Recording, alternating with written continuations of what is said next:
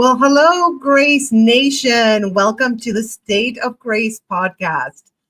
Today's episode is a little different. Unfortunately, Gina had a family emergency and couldn't be here with us. So I'll be pulling double duty as both your host and the guest today. But don't worry, we're still bringing you the fun, the wisdom, and of course, the grace. So grab your favorite drink, get comfy, and let's dive in. So today we're tackling something everyone deals with, which is challenges, which is the spirit of this podcast. It's overcoming the challenges to reach our state of grace, right? And I know. Sometimes life feels like a reality show, especially now, where we're just trying to keep our wigs on while dodging curveballs. Speaking of wigs, right here. But here's the thing. Challenges aren't here to break us. They're here to shape us. And baby, I've got the science to prove it. So in this episode, I'll be sharing my own personal stories, real life strategies, and science-backed tools to help you flip your challenges into fuel for your next level. Plus, I'll be reading from my personal writing because let's be real, I have a lot to say. So grab your tea, coffee, or margarita, honey, because you are about to deep dive into resilience, transformation, and reaching your very own state of grace. Let's do this. All right. Thank you guys for joining in. I see. I'm going to just post some comments before we start. Thank you for being here, you guys. Oh, yeah, I know. Hola, Reina. Bendiciones de Nuevo Mexico. Congratulations. Gina, I know, Gina, she had an emergency. I'm so sorry. I was, she's going to be back. I promise you. It's been very strange lately. This is my second um, cancellation in like last minute for other, dire reasons. But I am just taking over and I am going to, I'm promising you, I'm going to be as entertaining as I can be. And thank you again, Jesse. Blessings from New Mexico. Love and respect to you. Love and respect to you. Thank you for joining us and being here. I really appreciate you.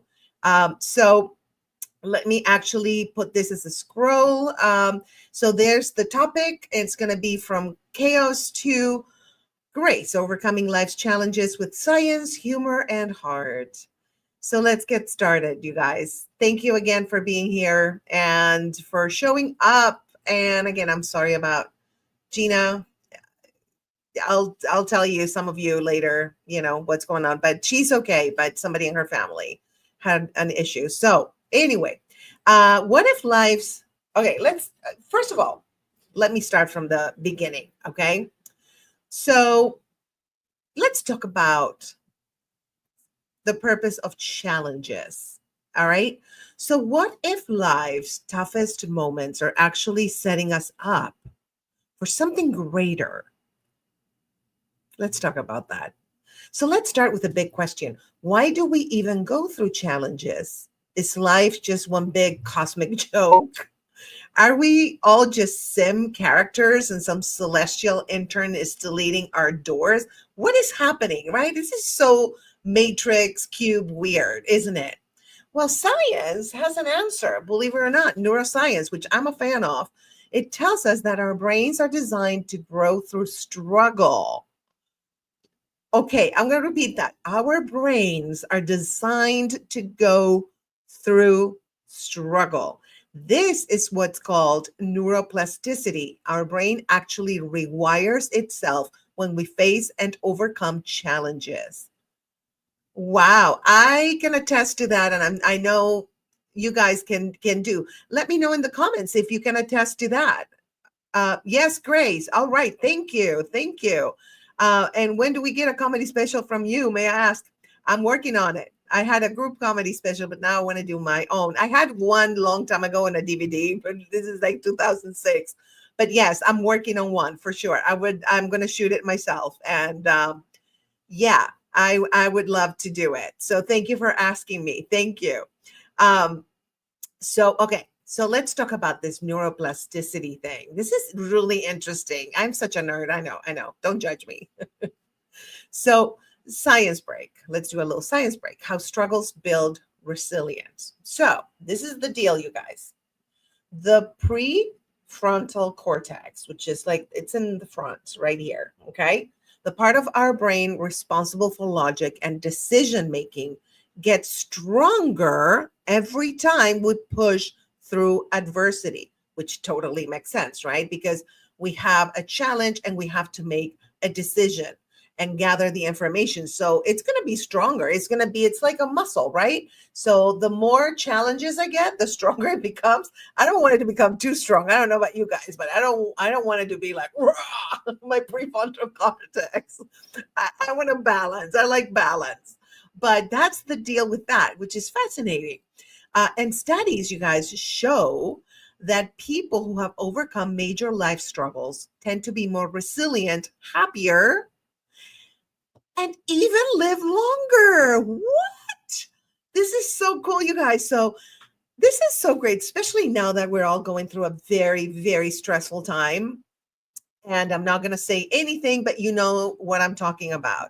Our country is going through really tough times, very, very, very stressful times for a lot of us. Some people are not aware of the changes that are happening, but for those of us who are and don't feel that they're the best changes for the country, we're going through a lot of stress, a lot of stress, and it's a struggle. It really is. But guess what? This was my point with this. And I was talking to Jesse about this yesterday. I think that this is all going to be for the better. And I know it sounds crazy and we can't see it now, but everything we're going through is going to get us stronger, less divided, and we're going to start supporting businesses, I think, in my personal opinion, that stand up for human rights or small businesses. So I think the economy, the social structure, everything is going to change in our country.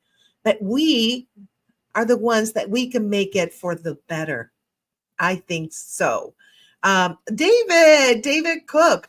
Good evening, Grace. Blessings, my friend. Blessings to you. I'm so happy to have you here. You, Jesse, and Evan. Hi, Evan. So good to see you. I love this. This is, guys, this is what I want from my channel. By the way, if you're not subscribed, please subscribe, like, comment, and share. I really want this to be a community where we're all aligning and we're all helping each other. So that's the goal of this. So subscribe to my channel and let's make that happen. Okay. All right. So we were talking about how struggles make you more resilient and your brain stronger, and you can even live longer. Crazy, right? I should live until I'm 120, I think, because I've been through a lot, man. So your brain is literally leveling up like a video game every time you overcome something bad. So it's like a video game, like your brain, like you have the little click, click, click. Okay. And you have a challenge and then you have to make a decision. So actually that'd be really cool to look at life like a video game. I know it doesn't feel like it, but let's look at it like a video game. And I think that making decisions, if we look at it like that, is going to be easier. Okay. All right. So now, you guys, this is now my personal story time, rewiring my mindset, one laugh at a time. All right. Are you ready for story time?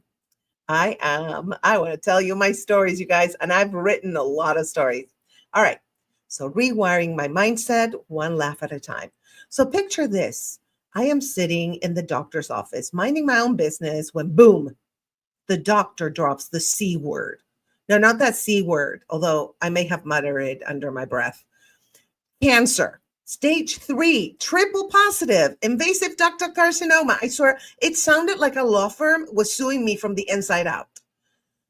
At first, I did what any rational person would do. I panicked. Full meltdown, honey. My inner drama queen grabbed the mic and started reciting a tragic monologue. Why me? This wasn't in my 5-year plan. I was supposed to be flirting with hot men, not with chemo nurses.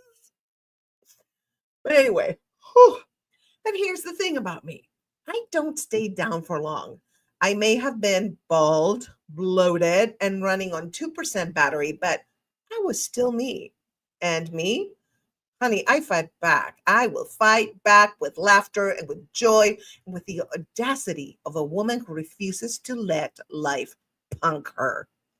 So I decided to rewire my mindset. Instead of seeing my body as a battlefield, I treated it like my bestie. Oh, yeah, I visualized white light healing me. I spoke to myself like an overprotective Latina mom. You better behave and heal, or I'm calling your tia. And I laughed, honey, a lot, because if cancer was going to be in my body rent free, the least I could do was make it uncomfortable. And guess what? It worked. My body responded, the doctor saw progress, and I realized something huge. If I could rewire my mindset for healing, what else could I rewire? Toxic relationships? Gone. Self doubt? Kicked out to the curb. Fear of failure? Pfft, failure is just an unpaid internship for success. Now, oh, honey, I don't just live, I thrive. Because life is too damn short to let anything or anyone, cancer included, dull my sparkle. And if my story can help someone else flip the script on their own challenges, then guess what? Mission accomplished. Woohoo! So that's what I wrote, you guys. For you, I hope you enjoyed my little personal story time. Um, Please feel free to comment. I will post your comments and we'll chat. And by the way, after this, we're going to have an after party and it's going to be a lot of fun. We're going to play games and you watch. I have some surprises for you. So here's a practical tip, okay? The growth mindset shift. Instead of saying, why is this happening to me? Flip it to, what is this preparing me for? Write that down. Action step. This is what I call an action step, okay? I want you guys to write down the 3 biggest challenges in your life and the strengths that they gave you. This helps your brain recognize how much of a badass you already are. So write it down. You don't have to do it now, but you can do it later and you'll see. You'll see your brain. It rewires your brain. I'm not kidding you. It really does. All right, let's go to segment 2 because I divided this in segments, you guys, just for you. So it can be organized and I can be organized too. And I know what I'm talking about, right? That's very important. Segment number 2, 3 types of challenges and their solutions. Oh, this is very juicy, okay? This is going to be very, very juicy. Now let's break it down. The 3 major types of challenges and the best ways to overcome them. So let me put the segment 2. I am just doing all this by myself, you guys. I'm going to put it as a ticker so you'll know that that's segment 2. And these are the 3 major types of challenges that we all face in our lives. Again, feel free to comment because I would love to hear from you. Okay. So the first type of challenge that we face is the external challenges, the oh crap, life happens category. Like, for example, here it is. Let me put the banner. Health issues, job loss, a breakup, the economy, unexpected life shifts. Now, science says about, what does science say about these external challenges? It says our stress response system, HPA axis, goes into overdrive. If left unchecked, it can weaken the immune system. Ooh, okay. So we have to be careful. And this is real, you guys. Whenever we're really stressed, our immune system is busy with that stress, with that emotional stress. And it's kind of like an alarm system, your stress. And the immune system is like, okay, where do I need to go? Where do I need to help you? And so it's distracted and it doesn't fight like viruses or bacteria that you have that are trying to hurt you. So that's what a doctor actually told me. So I'm not making this up. Okay. Now, science says that, right? And science also gives us a solution. This is a science-based solution. And it is, yes, you guessed it, breath work and meditation. Because let me tell you what, studies show that breathing exercises lower cortisol levels. Like cortisol is the stress hormone. So try the 4-7-8 method. Inhale for 4, hold for 8, 7, and exhale for 8. Always exhale more than you inhale. I teach swimming and I always tell my students that. And the reason, the science behind that is the lungs already have air. You have air inside your body, right? Because there's air everywhere. So there's air inside your body. And so your lungs already have air. So you don't need to breathe in a lot to live, right? You just need to breathe a little bit. But if you exhale more, then you free the lungs from excess air, and then you're not going to get out of breath. I can swim like a whole length of a pool with, just breathing in and exhaling way more than I inhale, but I do it in intervals, right? Until I get to the other side. And I am telling you, it is super weird because I am not out of breath because I use this method. So remember that stress, when you're stressed, breathe in 4 seconds, hold for 7, exhale for 8. That, I'm telling you, it works every time. And I have a comment here. Let's see. Thank you so much for putting attention on science. As a professor, I admire you for this. Appreciations. Thank you. Thank you. Yes, of course. Everything, even spirituality, right, Jesse, can be based on science. Like quantum physics explains so much of spirituality.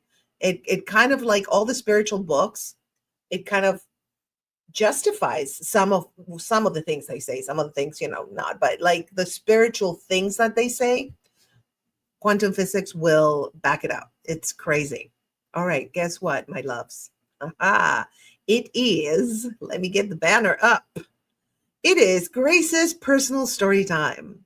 And that is From Dictatorship to Dream Chaser, My Wild Ride to the US. And before I get into my story, here Jessie says the 4-7-8 does work. You can feel it right away in your head. Absolutely. And breathing in, doing like a regular breathing, like in deep breathing, it takes your mind away from like intrusive thoughts. If I have an intrusive thought, what I do is I breathe in, I do the 4-7-8, and it's gone. The thought, and sometimes I curse it out. You guys know that. I've told you before. So that's what I do with intrusive. It's like, get out. You don't belong here. Like it's a person, like it's in front of me. Like there's the door, out. Anyway, okay, let's go to my story. This is story time with Grace. I'm going to try to do my sexy voice, which I don't know if it's going to work. From Dictatorship to Dream Chaser, My Wild Ride to the US. So imagine growing up in a place where saying the wrong thing could get you disappeared. Not grounded, not sent to your room, poof, vanished like a magician's assistant with bad timing. That was my childhood in Argentina under a military dictatorship. Freedom of speech, more like freedom to shut up. But here's the thing. I was born with a big mouth, and keeping quiet, not my specialty. I spent my early years learning how to navigate a world where questioning authority was dangerous.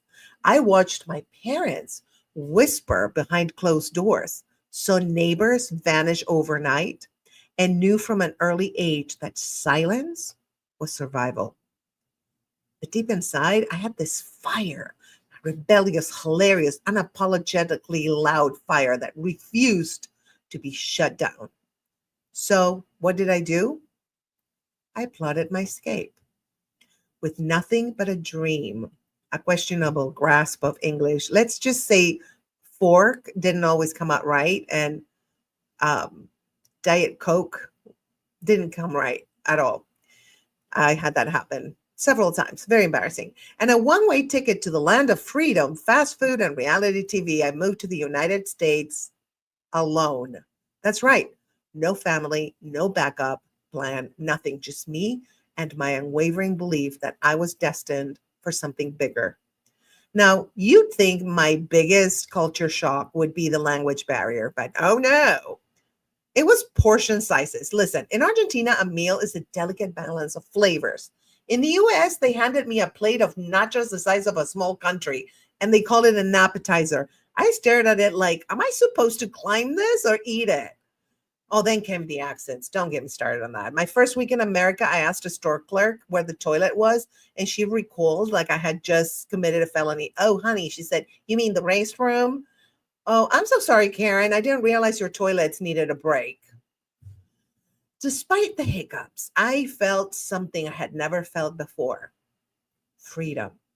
I could finally speak loudly, proudly, hilariously. No one was going to arrest me for telling jokes. No one was going to disappear me for having opinions. So I grabbed the mic, stepped on the stage, and turned my trauma into comedy. That's when it hit me. My voice wasn't just mine, it was my superpower. I went from a girl silenced by a dictatorship to a woman commanding a room with laughter. I took everything that tried to break me and turned it into punchlines. And every time I tell my story, I remind people, especially women, especially survivors, that no one can take your voice unless you let them. And me? Oh, honey, I'm never shutting up again. Yes, thank you so much. Thank you for listening to my story. Thank you, guys. So here's some comments. Let's see. That almost happened to me today for sitting in a parked car. What happened to you? Like a Karen? Oh, you were harassed by a police officer. Oh my gosh. Let me tell you this. Don't get me started. But yes, it's getting weird. It's getting weird. But I understand. Why, and they look at me too when I park like in front of a house, because I drive around in the summer when I teach swimming. I'm like going from one place to the other, and I get really hungry because I'm like in the pool all day, and then the sun, I'm super hungry, so I stop by, like I park my car literally, and I just start eating. And like people come out of the house like, who are you, what are you doing, why are you here? It's like, oh, Karen, I'm not gonna do anything to you, just go away. Yeah. No, I totally get it. It's very annoying. I'm sorry that happened to you. Ugh. Ugh. All right. Let's keep going, my loves. We're going to have so much fun. Are you guys having fun already? Let me know in the comments. I prepared this for you last minute. Last minute, you guys. I gathered all my stories and I said, I'm going to make this work. All right, my loves. So, another challenge, another type of challenge. This is very interesting. It is the self-sabotage, the I created this mess category. We have another comment. Oh, thank you. Absolutely. Always fun. Thank you so much. Thank you for being here. Thank you. So let's talk about self-sabotage, because isn't that fun when we do that to ourselves? I used to do that when I was younger. Oh my God, I used to self-sabotage so much. So crazy. But then now I learned and I'm more balanced. It's all about life is about balance, I think. That's my personal opinion. I just love balance. I love passion, but I also love balance, if that makes any sense. So this is what self-sabotaging, I created this mess category, is about. It's about overcommitting. Don't we all do that? Oh, yeah, I can do that. Or then you look at your schedule and you're like, how the heck am I going to do all this today? And so I literally have a book, like an appointment book. And I am telling you, I pencil things in because I guaranteed I will erase a few things that I have planned because I'm completely overcommitting because I think I'm Wonder Woman. And then I'm like, no, you're not. So the older I get, the less I overcommit, which is I don't undercommit, but I just commit the right amount. Another thing that we do to self-sabotage ourselves is staying in toxic relationships. We all do that, hoping that maybe they'll change, or maybe, you know, it's going to work out, that you have to work on it. Mm-mm. If something is too much work, just run. It's too much, really. Another thing that we do to self-sabotage is procrastinate. I used to do that a lot, and now I am more, because I know that I do that. I am very much about action. Like and just like I do things based on reality, like overcommitting, for example. Like I don't do that anymore. Okay. So procrastinating, same thing. It's a balance. It's like, okay, I'm going to write the things I need to do, which I do here. And then I transfer them to my appointment book. And I kind of, put them in different days and places when, times when I know I can do it. And so that way I commit to doing these things instead of, I'll do it in 3 years. Like I had to buy up a new mattress because my mattress was like 200 years old. I swear to God. And it's been 2 years. Like, I'll go next week. I'll go next week. Oh, I don't have time. Maybe next week. It's too expensive. Oh no. And I finally did it because I was like, you know what? 2 years. I'm telling you, procrastination. It is not good. I wish I would have had this fabulous mattress, new mattress, organic mattress. Cost me a fortune. I'm paying through one of the credit cards with no interest, but still, I wish I would have had it 2 years ago because it would have saved me so much like back pain and muscle pain and joint pain. Because like bad mattresses, oh my God, they make you ache for like the whole day. Okay. Another thing that we do to self-sabotage is say yes to things we hate. Oh my God.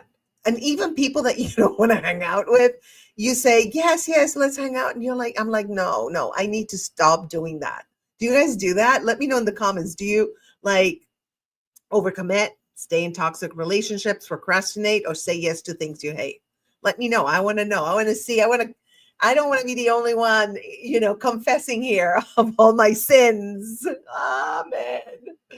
All right. So, what does science say about all this self sabotage business?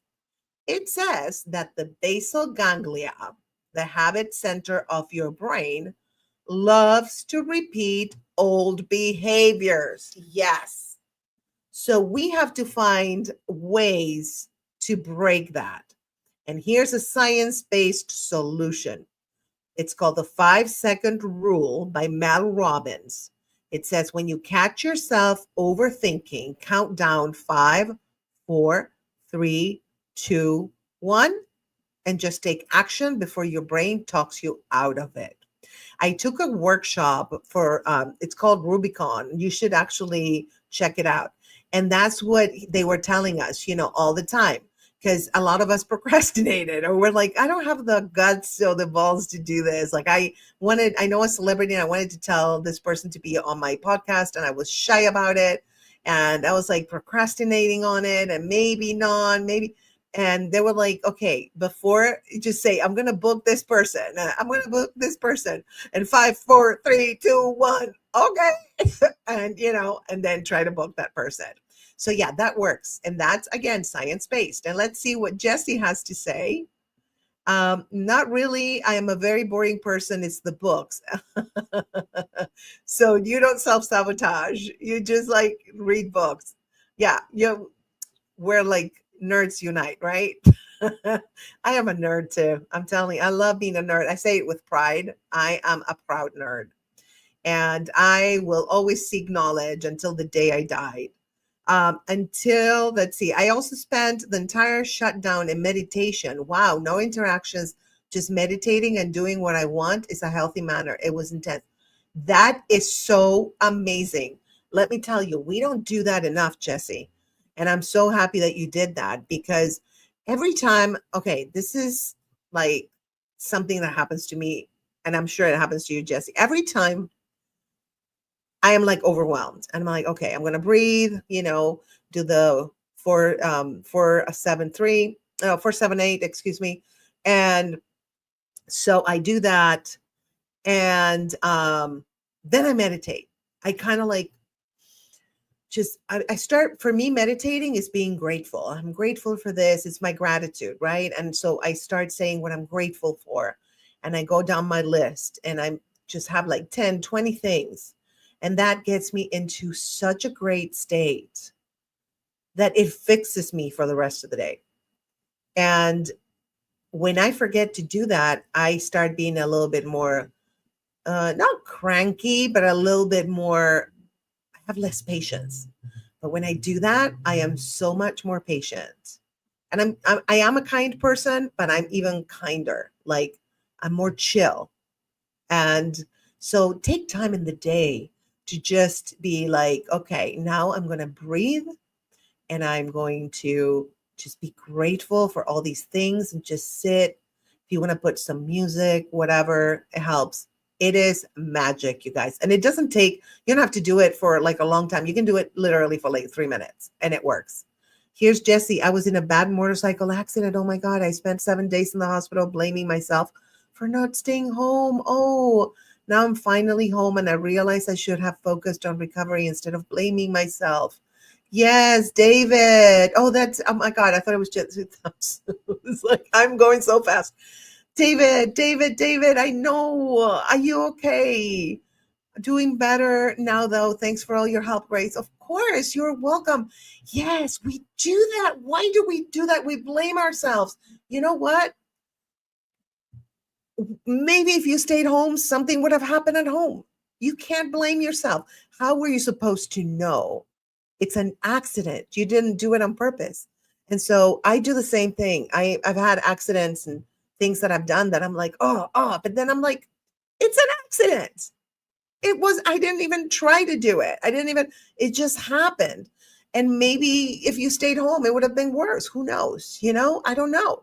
Something would have happened. And thank you, Jesse. Prayers to you, David. Yes, David. I am so happy you're well. When you messaged me about it, I was like, oh my God. Because I remember seeing on Twitter, X, whatever, that you were going to ride the bike. And you know what? It was weird, but I'm very psychic. And I had a weird feeling. It reminded me of a friend of mine that had an accident. And he's okay. He's fine. I don't know why. I didn't say anything because I don't want to say anything, but I just had, did you have a feeling that something was going to happen, David? Did you have like a weird vibe that something was going to happen? You were completely caught off guard. How did they let us know in the comments? Okay. And okay. So before I go into my story, I'm going to wait for David to answer because I know there's a delay, you guys. Okay. So let me put up the personal story. And I call this personal story The Day I Said Enough, Escaping a Narcissistic Love Trap.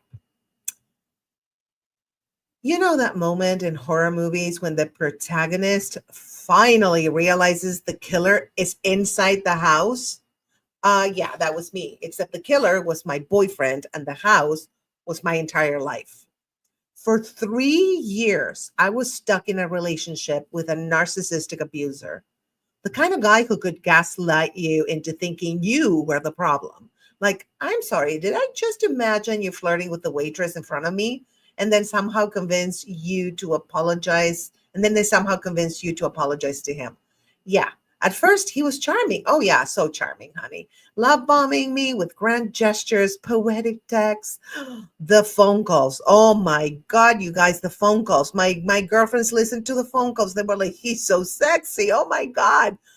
And, of course, the promises of forever. It's called future faking. It was like dating a Disney prince if Disney princes had fragile egos and explosive tempers. So the cracks started showing early, but I ignored them, of course, because love, right? Love. And also because after growing up with a narcissistic mother, dysfunction felt weirdly familiar. Oh, the irony. The woman who raised me to doubt my every move was about to become the person who set me free. I remember the moment it all snapped into focus.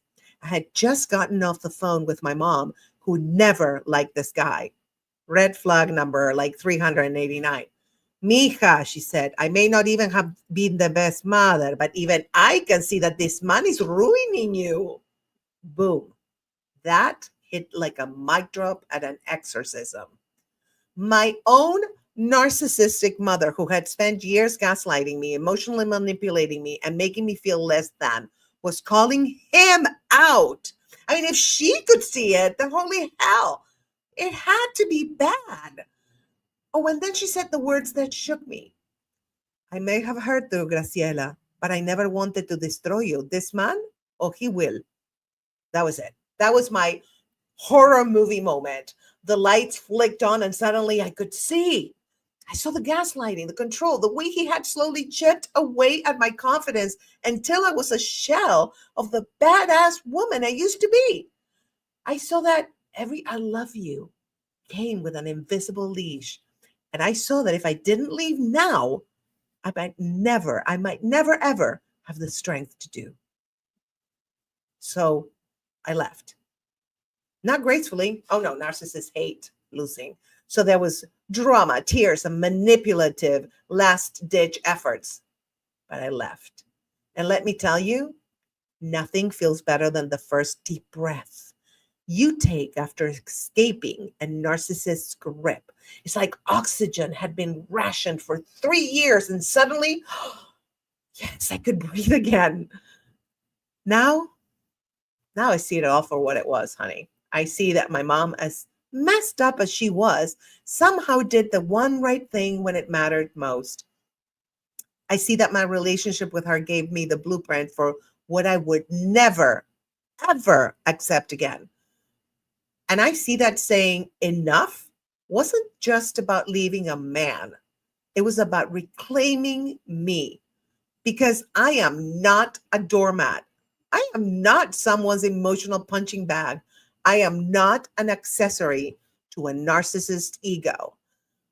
I am Grace freaking Fraga, and I will never, ever let anyone dim my light ever again. Thank you for listening to my story, you guys. Thank you. I have passion when I tell my stories because they come from my heart, you guys. Let's see here. A mule deer ran out in front of me, and it's just intuition to swerve. Oh, of course. I am always on alert when on a cycle, just happy my brother was there to call 911. I'm so happy he was there. Oh my gosh. I am so sorry, David. I am so happy you're well and you're back and you're here. I'm so happy you're here. Thank you for being here. You are such a blessing in my life. I appreciate you so much. And here, my friend Jessie, of course, I self-sabotage. My brain is funny, though. It will hear terms and, ooh, depression, why not? Glaucoma, oh, anxiety, sure, double dose. You're a funny guy, man. I know. Yeah, right? It's our brains are crazy. Prayers, David. Thank you. Thank you so much, Jessie. You're going to be okay, and you're okay, and that's the most important thing, that you are okay, David. I'm very happy about that.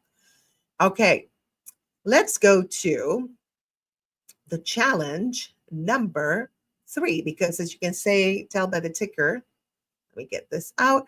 The ticker is saying this is the 3 types of challenges and their solutions, and we've done 2.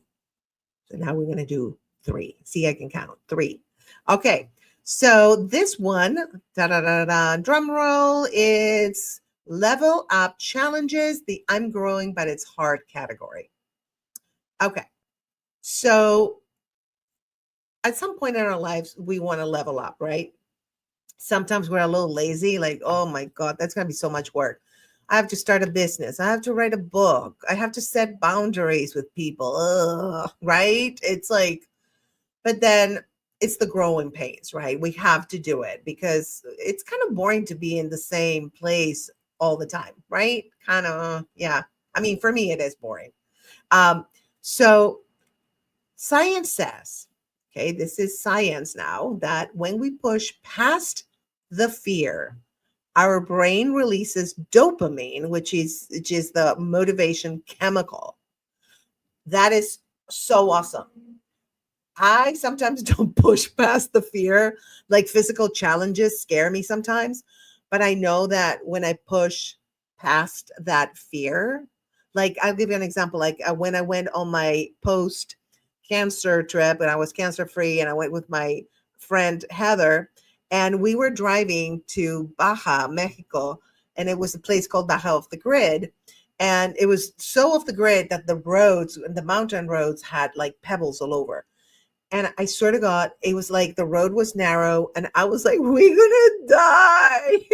I was just crying. I was literally driving and crying. Okay, but I pushed past that fear, and then I could drive without that fear anymore. Like, kind of like, I have to do it. I have to do it. You can do it. I would cheerleader myself.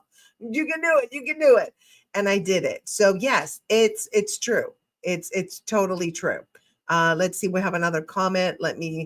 Me too. Let's see here. Me too. I have to have constant change. I change everything always. Yes, absolutely. Because if we don't change, there's no growth or no learning, right? Or sometimes it's the learning and then comes the growth. It just depends. But we have to push through that fear, push through it, right? And it's the only way to do it, guys. Practical tip: the 2-minute action rule. If something feels overwhelming, just commit to 2 minutes of action. Science shows once you start, your brain will want to continue. So true. Sometimes I don't want to do something, and then I'm like, I don't want to do it. I don't know, because I'm like a whiny baby sometimes. And my friend Heather laughs at me. She's like, "You're so strong." I mean, you're such a whiny baby. What's like the two personalities that you have? And so I'm like, no, I don't want to do it. I don't want to do it. And then, she's like, "Go ahead and do it." I'm like, "Okay." And I do it. And then I'm like, "This is fun. Why didn't I do this earlier?" Oh my God, right? Oh, here's Jose. Hola, sorry I was late by here. Oh, thank you. No worries, Jose. I'm so happy you're here. And here, let me see. The professor, Jesse, I can't do complacent. I don't know why. Same. Prayers, David. Thank you from one David to the other. Thank you so much. You guys, see, you guys are my people. This is what I want, a community of people. We are all aligned. We are all like-minded. And I love that. That doesn't mean that we agree on everything, but we have the same intentions in life. And that I love. And Jesse says, "Ooh, I get it. I put myself in overwhelming positions all the time." Wow, you're smart. Yeah. It's hard though, isn't it? Oh, I'm like I told you guys, I'm especially scared of physical stuff that I have to do because I don't know why I don't trust myself physically, even though I was an athlete for so long. I trust myself in the water, but I don't trust myself on land because I'm kind of like a fish. I'm kind of like a mermaid. I know that sounds like I'm 12, but I am. I'm a fish. And so I am very confident in the water, but not on land. And I'm quite clumsy. So for me, trying something on land, that's rough. And here, David, I run 22 miles before work every morning. It's not always fun, but now that I can't due to my ankle being messed up, I will never complain again. Yes, I'm sorry. First of all, I'm sorry that your ankle's messed up. I hope they give you good pain meds. And yes, right? Look, when I went through chemo and stuff, I used to complain, I have to go teach swimming. Oh my God, I have to go work out. And then after that, the thought of complaining comes to my head, I'm like, intrusive thought, boop, out. Because remember when you couldn't do anything and all you could do, Grace, was like stay home and you would be out of breath going from the living room to the bathroom? Okay. You're lucky now. So yeah, totally get it, David. Sometimes, unfortunately, we have to go through things like that make us stronger, right? And make us make smarter decisions and make us mature as humans. Jose says, "I always whine too. I don't want to do it." You sound like my people. And then how are the bills going to get paid? Right? Oh my God. Yes, it is so. Oh, I know. I know. The bills need to get paid. Can we get like a big check and just pay all the bills? Wouldn't that be just great? Oh, okay. Hey, it's Jose. Okay.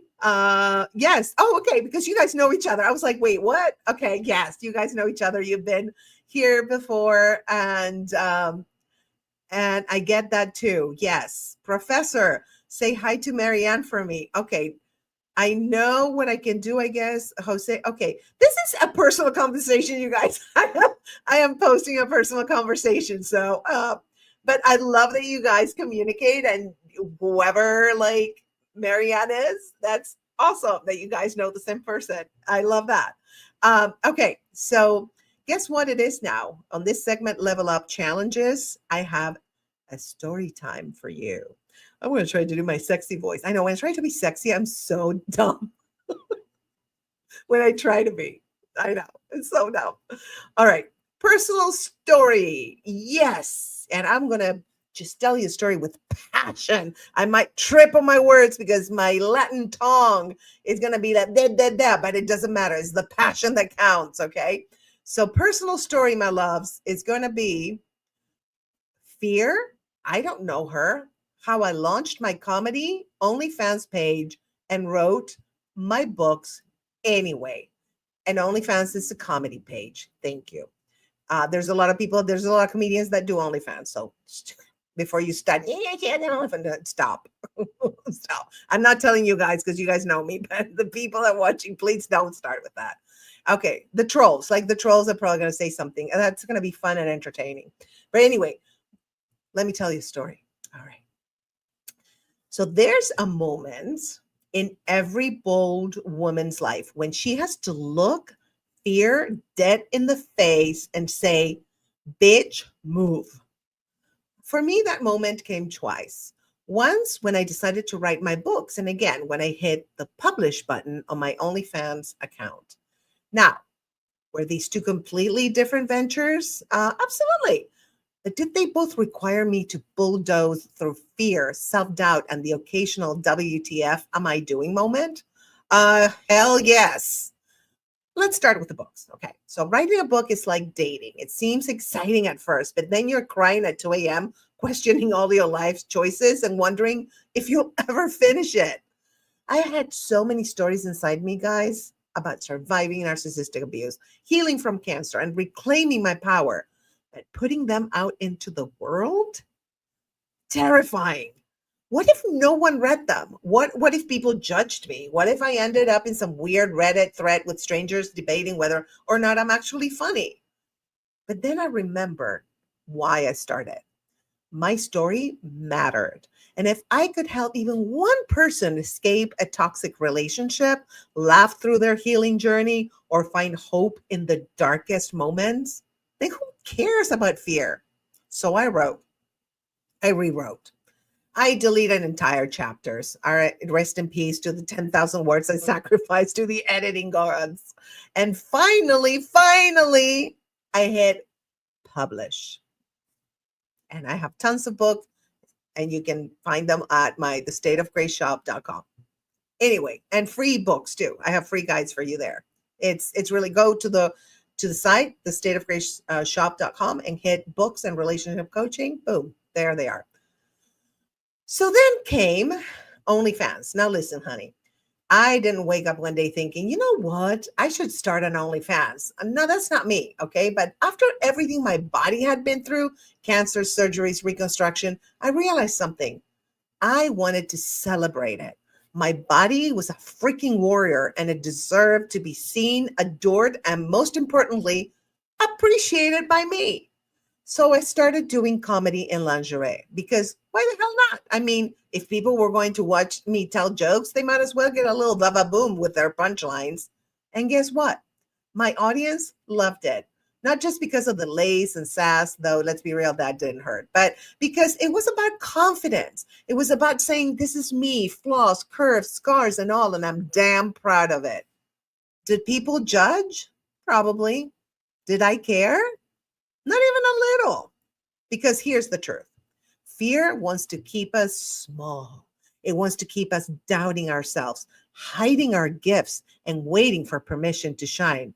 Well, baby, I don't do small. I don't do hiding, and I sure as hell don't wait for permission. So if you've got a dream, whether it's writing a book, showing off your confidence, or standing in your power, do it. Do it scared. Do it messy. Do it before you feel ready, because the only thing worse than fear is regret. and I don't do regrets. I hope you enjoyed my story. And we have to catch up on the comments now. Let's see. Okay, let me see. Okay, here it is. I got it. Okay, Jose will tell me about the story about Marianne. Okay, great. Jose, you have to tell me tonight on the DMs. Woohoo, passion. Yes, passion. I'm all about passion. It's like if we don't have passion for things in life, why live? That's how I am. Some people are not passionate, but I'm very passionate. I'm Latina and I'm a Leo, so I got a lot of passion. Extra passion. If somebody wants to buy some passion, I got it for you, honey. I'll sell you per pound. I'll sell my passion per pound. All right. And here he's Jesse says, "Hola trolls, bendiciones. I love your trolling." Remember, Jesse, when we were doing the tias, and I think you and Jose were there, and a troll was like, "Yay, Trump! Go back to your country." And I'm like, "You are telling fictitious characters to go back to their country." That was so funny. That was hysterical. Of course, the DS told him off, and he left. So good. The trolls be trolling and the DS be TIing. Okay. So don't mess with the DS. Don't mess with them. So here's David. Releasing that book had to be therapeutic, just getting out of you and venting. I can only imagine. Absolutely. The first book I published was in 2012. And it was the breakup book, David, that you actually read. And yes, it's therapeutic. Everything we do is therapeutic for us and for the people that connect with it. Everything.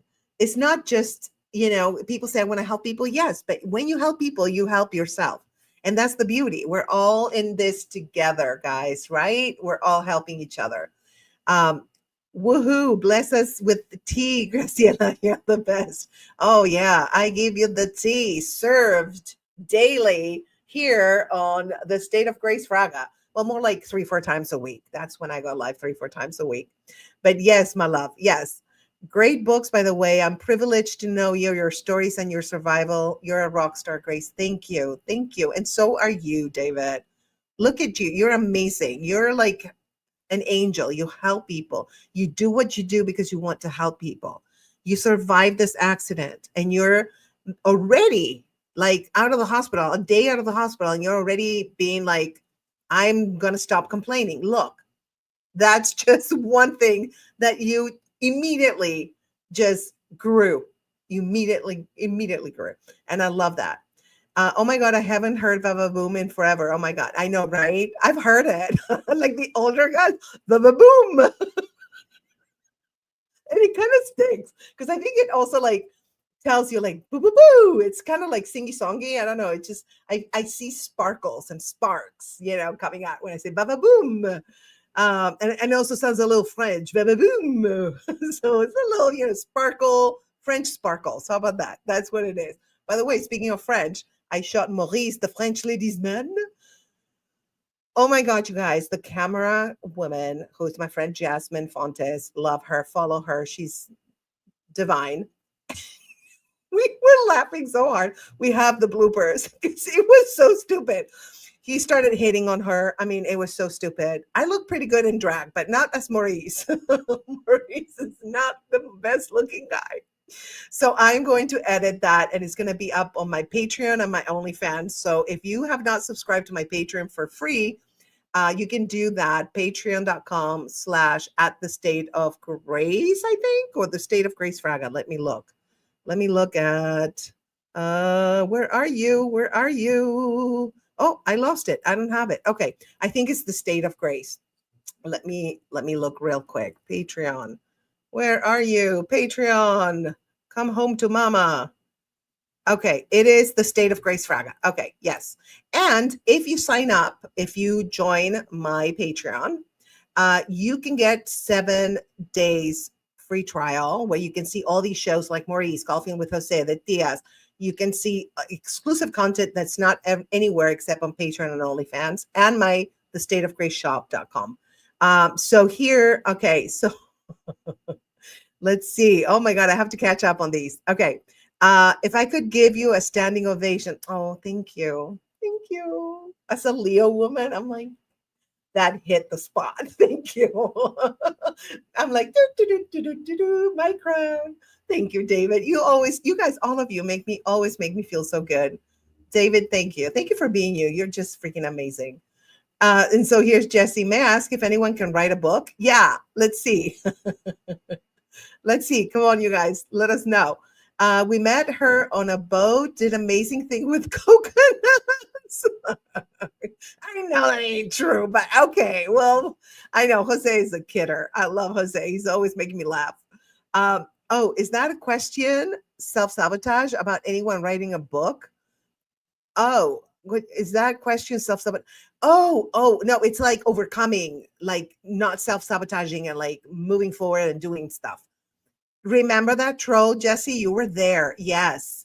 I know. And he didn't even spell the T word correctly like 3 times. I was like, listen, if you're going to tell the tias, listen, as Consueli said, if you're going to tell me to go back to my country, at least you need to spell correctly your English because your English, honey, is not good. Trump is Trump, not rump. Okay. That was terrible. So first learn English, and then after you learn English, you tell me to go back to my country or to speak English, which I am speaking English, because that's another thing he said, remember, that speak English, and we're like, we're speaking English. Are you deaf? Oh yeah, it's just like, it's a circus out there, you guys. Jose coconuts. Okay, you guys are having like a coconut time now. I'm not even gonna, I'm scared to ask you. Do you speak French? Je parle français un petit peu, mais je m'oubliais beaucoup de français parce que je ne pratique pas le français. So yeah, I have to practice a little bit, but Maurice, I can do the accent and I can say some French words, and also instead of ma chérie, he would say mon chéri to like the mannequin. Oh, because he has a mannequin. That's his girlfriend. Oh my God, it is so fun. I just had a blast writing it and doing it. I plan on being on Patreon. I just got distracted. Oh yeah, no shit. What happened, David, that got you distracted? Yes, no, my God, no, don't worry about it. Yes. I always give you a standing ovation. Oh, thank you. Thank you. Da, da, da, my crown, my crown. You're into astrology, Jesse. You know that Leo women, that's like, you win us with a standing ovation. It's like, you have our heart. You just like forever. Like, we're going to be your friend forever. That's, we're very easy. Oh my God, 3 times, Consuelo, I peed. Yes. Yes, 3 times. 3 times. He spelled, remember, he was trying to spell. He was probably like under the influence of something. He couldn't spell for shit. I can only speak French toast and French fries. You're making me hungry, Jose. What are you doing to me? Okay, you guys. Let's see. So now, boom, boom, boom, boom. Let's see what we have. I'm trying to look at the banners, but like pretend I'm looking at the camera. It's so hard, you guys, to do all this together. By the way, oh my God, I have to tell you, speaking of engineering all by myself, my ADHD just connected. So on March 8th, which is next Saturday, there's going to be the world's largest stand-up comedy special. I'm going to have 30 comics, and I think it's 5 experts on different things. A writer from Everybody Loves Raymond, Rick Overton from Mrs. Doubtfire. He's master improviser. He has comedy specials. Brilliant. I'm going to have Leanne Linsky from Plausible. She's a comedian and an entrepreneur. She created an online comedy club. I'm going to have Shang. Oh my God, Shang. He's going to talk about freestyling and stand-up. He's so funny. He has a ton of comedy specials, been in the business forever. And then I'm going to have Dobie Maxwell, been in the business forever, comedy specials, funny as hell. I've known him for a very long time. And he's going to talk about the art of bombing, which is because he's Mr. Lucky, like he's very unlucky. So that's his brand. And so he's going to talk about that. So it's going to be kick-ass. It's going to be from 11 a.m. Pacific time to 7 p.m. Pacific time. So it's going to be from 2 p.m. to 10 p.m. Eastern time. And Central time is going to be 1 to 9 p.m. Okay. I got my times right. See, all those flyers I post, I have to figure out the times. All right. Before I go into segment number 3, let's read. Let's see. Je vais parler en bon français pour être respectueux. Vous êtes littéralement la meilleure personne vivante. Oh, thank you. Thank you. That is, it's very sweet. I don't remember how to say it in French. Sweet. Or in Spanish is dulce. Mm-hmm. Wow, how cool. Yes. Oh my God, Maurice. And also like the comedy marathon, it's going to be so freaking cool. Awesome. Can't wait. Yes. Oh my God, you're going to love it, you guys. It is. And I do have, I was telling you, I think got distracted because the reason it clicked in my head was because I will have a co-host, a co-engineer, Carlos, who I've known for 20 years. He's a computer guy. He's an IT guy. He's the sweetest guy. He's also a Leo like me. So you're going to have 2 lions engineering and hosting a show, which is going to be fire because we're literally fire sign. So, and David, is Lydia Cornell still scheduled? She might come, but I have to actually text her the day before and I'll squeeze her in because she's really busy.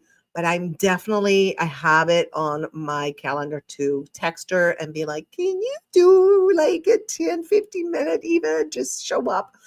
I think she might do it. If not, we'll have her for the next comedy marathon because I'm planning to do more. Next Saturday, we'll go down in the haha history books. Yeah, baby, of course. It's just going to be so good. Oh my God, I can't wait, you guys.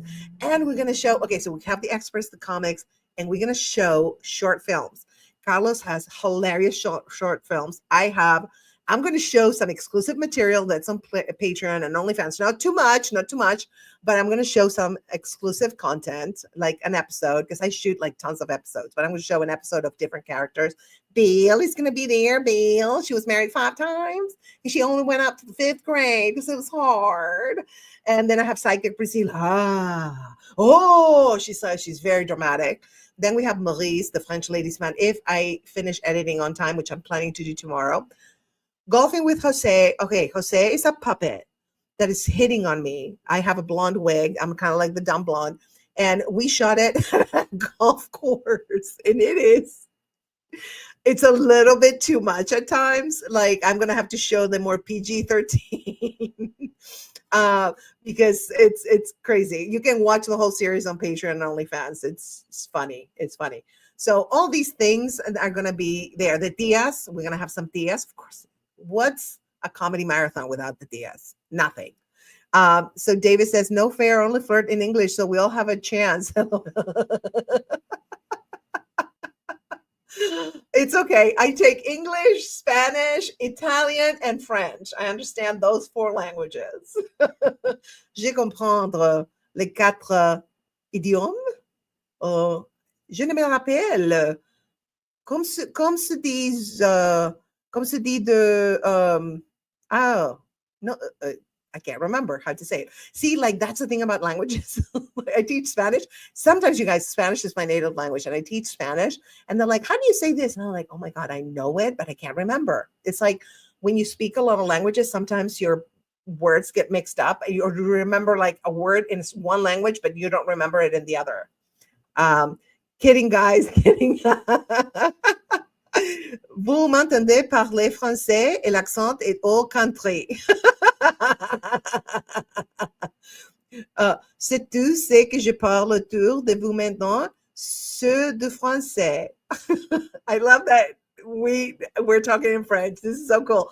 You're going to love Maurice. I swear, you guys. I can't wait to edit it. I was sweating because I was wearing a mullet.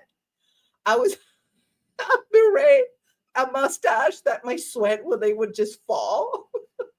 And I'm wearing a t-shirt with like muscles showing, like, the drawn muscles. It's so funny. And hair. And then to hide my breasts, I bought a big belly so it would look like I'm telling you, Maurice, and the mannequin is right there. And her name is Ashley. And I dressed her, I put a wig on her. It's ridiculous. My mind is so ridiculous. And I will keep creating shows and characters that are ridiculous because that's who I am, you guys. I like being the puppet, Jose says, and I don't mind the hand, but please warm it before. English word, let's see. Yeah, I know. What is it? Oh, you could be cursing me out in Spanish and I would be like, thank you, right? No, yo nunca te haría eso, jamás. No, porque tú eres muy guapo, muy buena persona. I said I would never do that to you because you're very handsome and a very good person. See, I can flirt in Spanish and English too. Oh my God, Maurice, right? Yes. Oh my God, Maurice de la Ver. Oh yeah. Oh, oh my God. And I drew eyebrows that are thicker than Consuelo. It is. I had so much fun, you guys. I love comedy because it's just so silly. It's like being a kid and playing. It's just doing characters is like playing. So fun. Okay. So now let's do segment number 3, number tres, and number trois. And I have the fingers. I don't know why when I do numbers, I put fingers up. Is that dumb? I don't know. But I think it's a little dumb, but that's okay. I'm like a high IQ, nerdy, dumb person. I'm not dumb. All right. So segment number 3, my loves, is the humor and healing connection. Oh, yeah. Let's talk about my favorite healing tool, and that, drum roll, is laughter. Yes, science says laughter is medicine. I'm going to back it up. Studies from Stanford show that laughter reduces cortisol, the stress hormone, and increases endorphins, which is the feel-good chemicals. Cancer studies even show that laughter helps boost immune function. And that's, you guys, why I laughed throughout my cancer treatment. I would go to the chemo infusion. Everybody would be like depressed and bald. I'd be bald, with my little beanie because it's cold being bald, by the way, you guys. It's very cold. I don't know, but I love being bald, by the way. I just loved it. It's so convenient. You just wash your scalp. You don't need to deal with hair. So I would show up and I'd be like dancing and hip hopping and like cracking jokes with all the nurses and having fun. And the 6th chemo, which was my last one, I was so tired, you guys, that one of the nurses was like, "You're not going to hip hop?" Like they got used to me being stupid. So anyway, when I rang the bell, I twerked for them. I did. I swear to God, I twerked for them, and they were just like, "This woman is insane." But anyway, so practical exercises. Okay, this is a practical exercise. The daily 2-minute comedy prescription. This is what I do actually, and I highly recommend. Watch something funny for 2 minutes every day. May I suggest the DS on Patreon or OnlyFans? No, seriously, just watch something funny. You can go to my YouTube. You can watch Belle. You can watch the DS. You can watch whatever. You just watch anything funny, like your favorite show. I like watch a whole episode. It's going to make your day. Like before I go to sleep, I like to watch comedy stuff because it sets me up to dream, have better dreams, like more fun dreams than, traumatizing dreams, which I do sometimes. I dream a lot, by the way. Okay. David, my Spanish is Taco Bell level, but hey, you can order a taco in Spanish, taco de carne, and you're good. That's a start. David. Maurice, un amico italiano. Je pense que Maurice peut-être un amico italiano in the future. I think so. Ciencia è fondamentale. Yeah, è fondamentale. That one. Whoops. I thought I was turning off my AC, which is freezing me, and I turned the light off. Ciencia è fondamentale. That's Italian? Yeah. It is cold. Shaved my head 1 year just to see how it looked. Oh, that's so cool. Did you like it? Did you have fun with it? I had a blast with it. It was so fun. I didn't look too good because I was kind of pale. I had dark circles because the chemo is brutal. But when I put some makeup and stuff, I have some pictures. If you get my book, Get This Off My Chest, I have a bunch of pictures there with me being bald and yeah, and I didn't have any gray hairs before. You can see when they shaved me, I had little hairs. But then after chemo, I started having a few gray hairs, not too many, but yeah. Um, but yeah, let me know how here it is. Oh God, no, had to shave it every day. Oh my God, yeah. No, I chemo did the shaving for me. My hair was just not there anymore. Your live casts are funny. Jesse, Jose, and I are like the Three Stooges. Oh my God, you are like totally like the sidekicks. This is fun. It's like we're having a private party. And that's what this channel is for. My YouTube. That's the goal. It's for this to be a community and have fun. Because life is too short to not have fun, right? All right. Are you ready for story time? Insert Grace story here. That's what I have on my notes. All right. So this story is called Laughing Through Chemo because crying wasn't an option. When I first heard the words, "You have cancer," my brain short circuited. I felt like a contestant on a game show where I had just lost big time, except instead of a buzzer and flashing lights, there was a doctor staring at me with that face. Oh, yeah.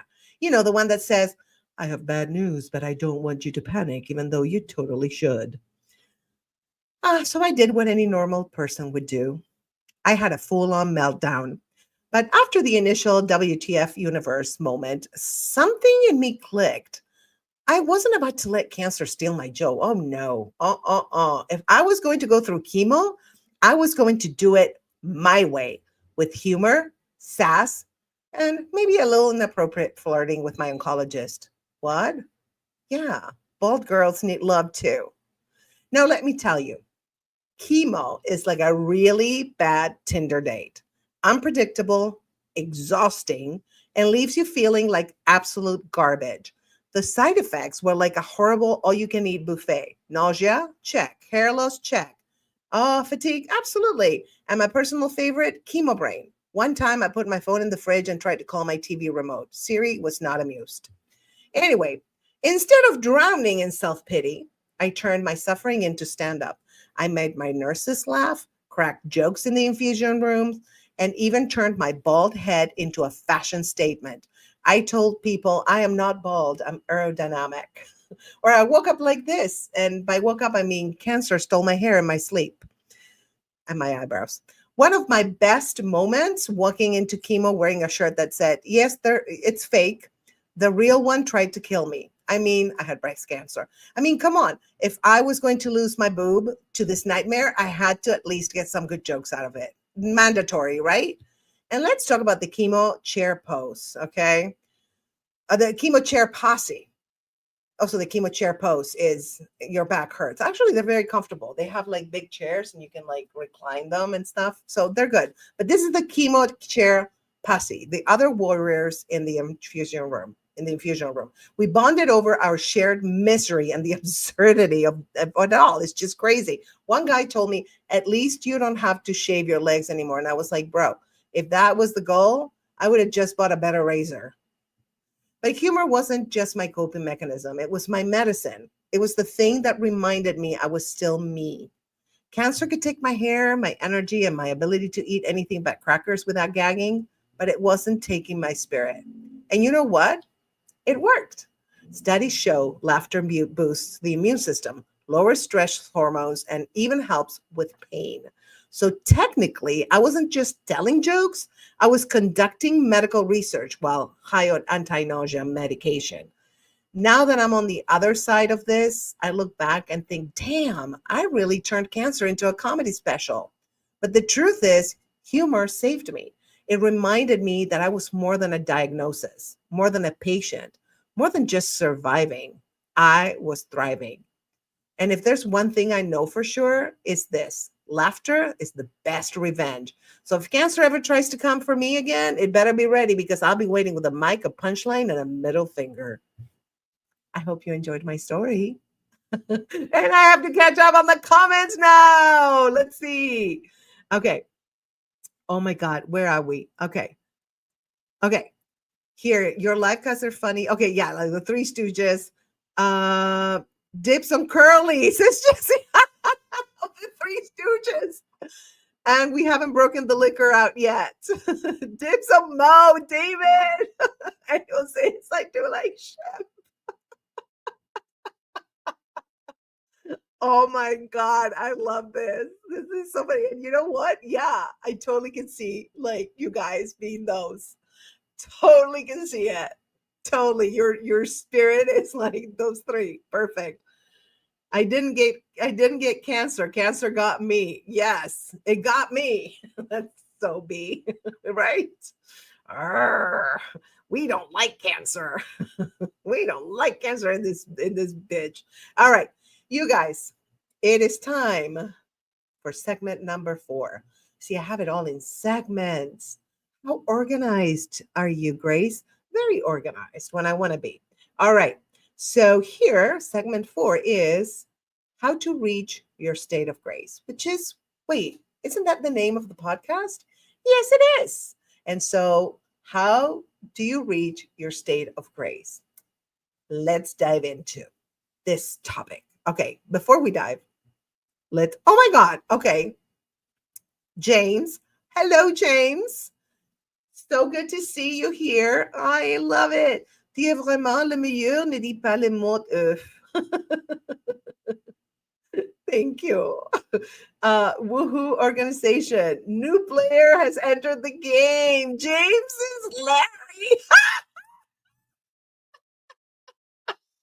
Oh my God. We're doing the Three Stooges. In case you don't know, James.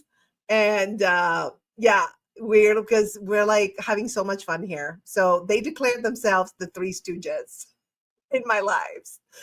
Oh my God. I love you guys so much. All right. So let's dive into segment number 4, how to reach your state of grace. All right. Now we're in the good stuff. So how do you actually reach your own state of grace? I have bullet points that I'm going to bring up about this. So let me actually take this. I have to do a little bit of malabarismo.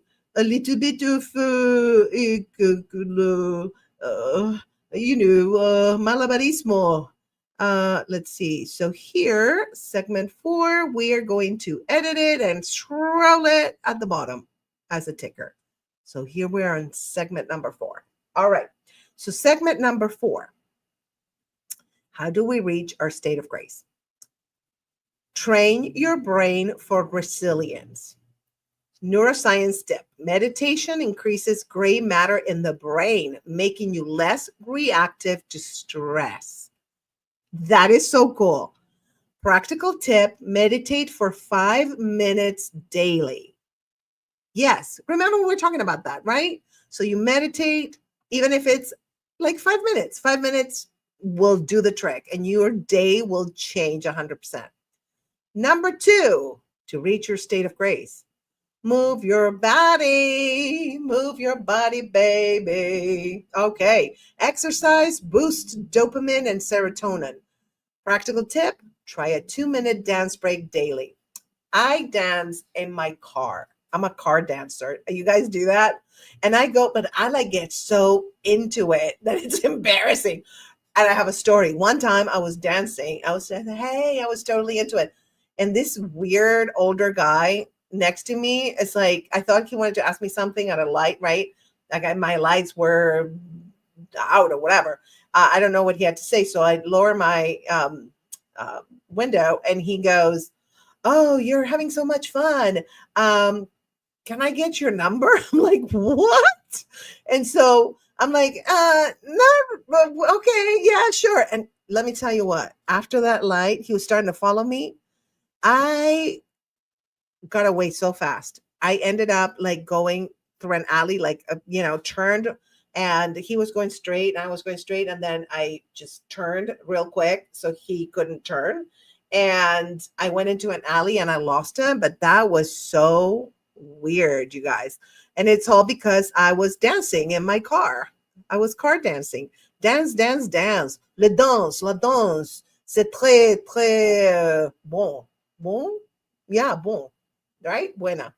See, I get mixed up. Uh, Here, that's why I exercise daily by 7:30 a.m. I have done more than half my stuff. Oh, wow. They are all tired. And I'm like, let's get the day started. Yeah, because you're already pumped for the day. I wish I could wake up early, David, though. I am such a, like, for me, early is like 8 a.m. because I did stand up comedy and still do for so many years that, I got used to like late night, right? But good for you. That's amazing that you can do that. That's incredible. I was a pole dancer, says Jose, once was young and needed attention and mean money. We've all have done stuff like that. Don't worry. I'm with you. We love you anyway, champ. All right. The professor says Vava boom. Yes. Dance, dance, dance. Vava boom. No, I know that guy. It was kind of weird though. Being a woman is really weird sometimes. Like I was like, what? And he was very like, I think he stopped like another light, and that's when I was like, we need to like run, Grace, run. Je suis toujours en pole dance. Oh, tu es très naughty, very naughty, huh? Okay. So David says, just do it, Grace. Do a cold bath, 4 minutes in ice water, full body. Oh my God, no, that's so uncomfortable. Okay, David, I'm a little bit of a princess. This is how princessy I am. When I teach swimming, like in the winter, I'm like, you have to have your pool at 90 degrees. Anything less, I'm not going in. I like command my clients. And I just say it's like for the kids and for me, it's true. We're both freeze, but it's like I'm like a hot tub kind of girl, but um do it, Grace, do it. You guys are pushing me to wake up early and go into like a bathtub with ice. Now you see my whiny baby. See, I don't want to. It's too much. All right, you guys, film it, Grace. Film it. Oh, that's gonna be a very short film because it's gonna be like, no. C'est un peu la même chose avec des hommes quand tu es gay, c'est étrange. Alors, j'ai entendu. Yeah, it's, yeah, right?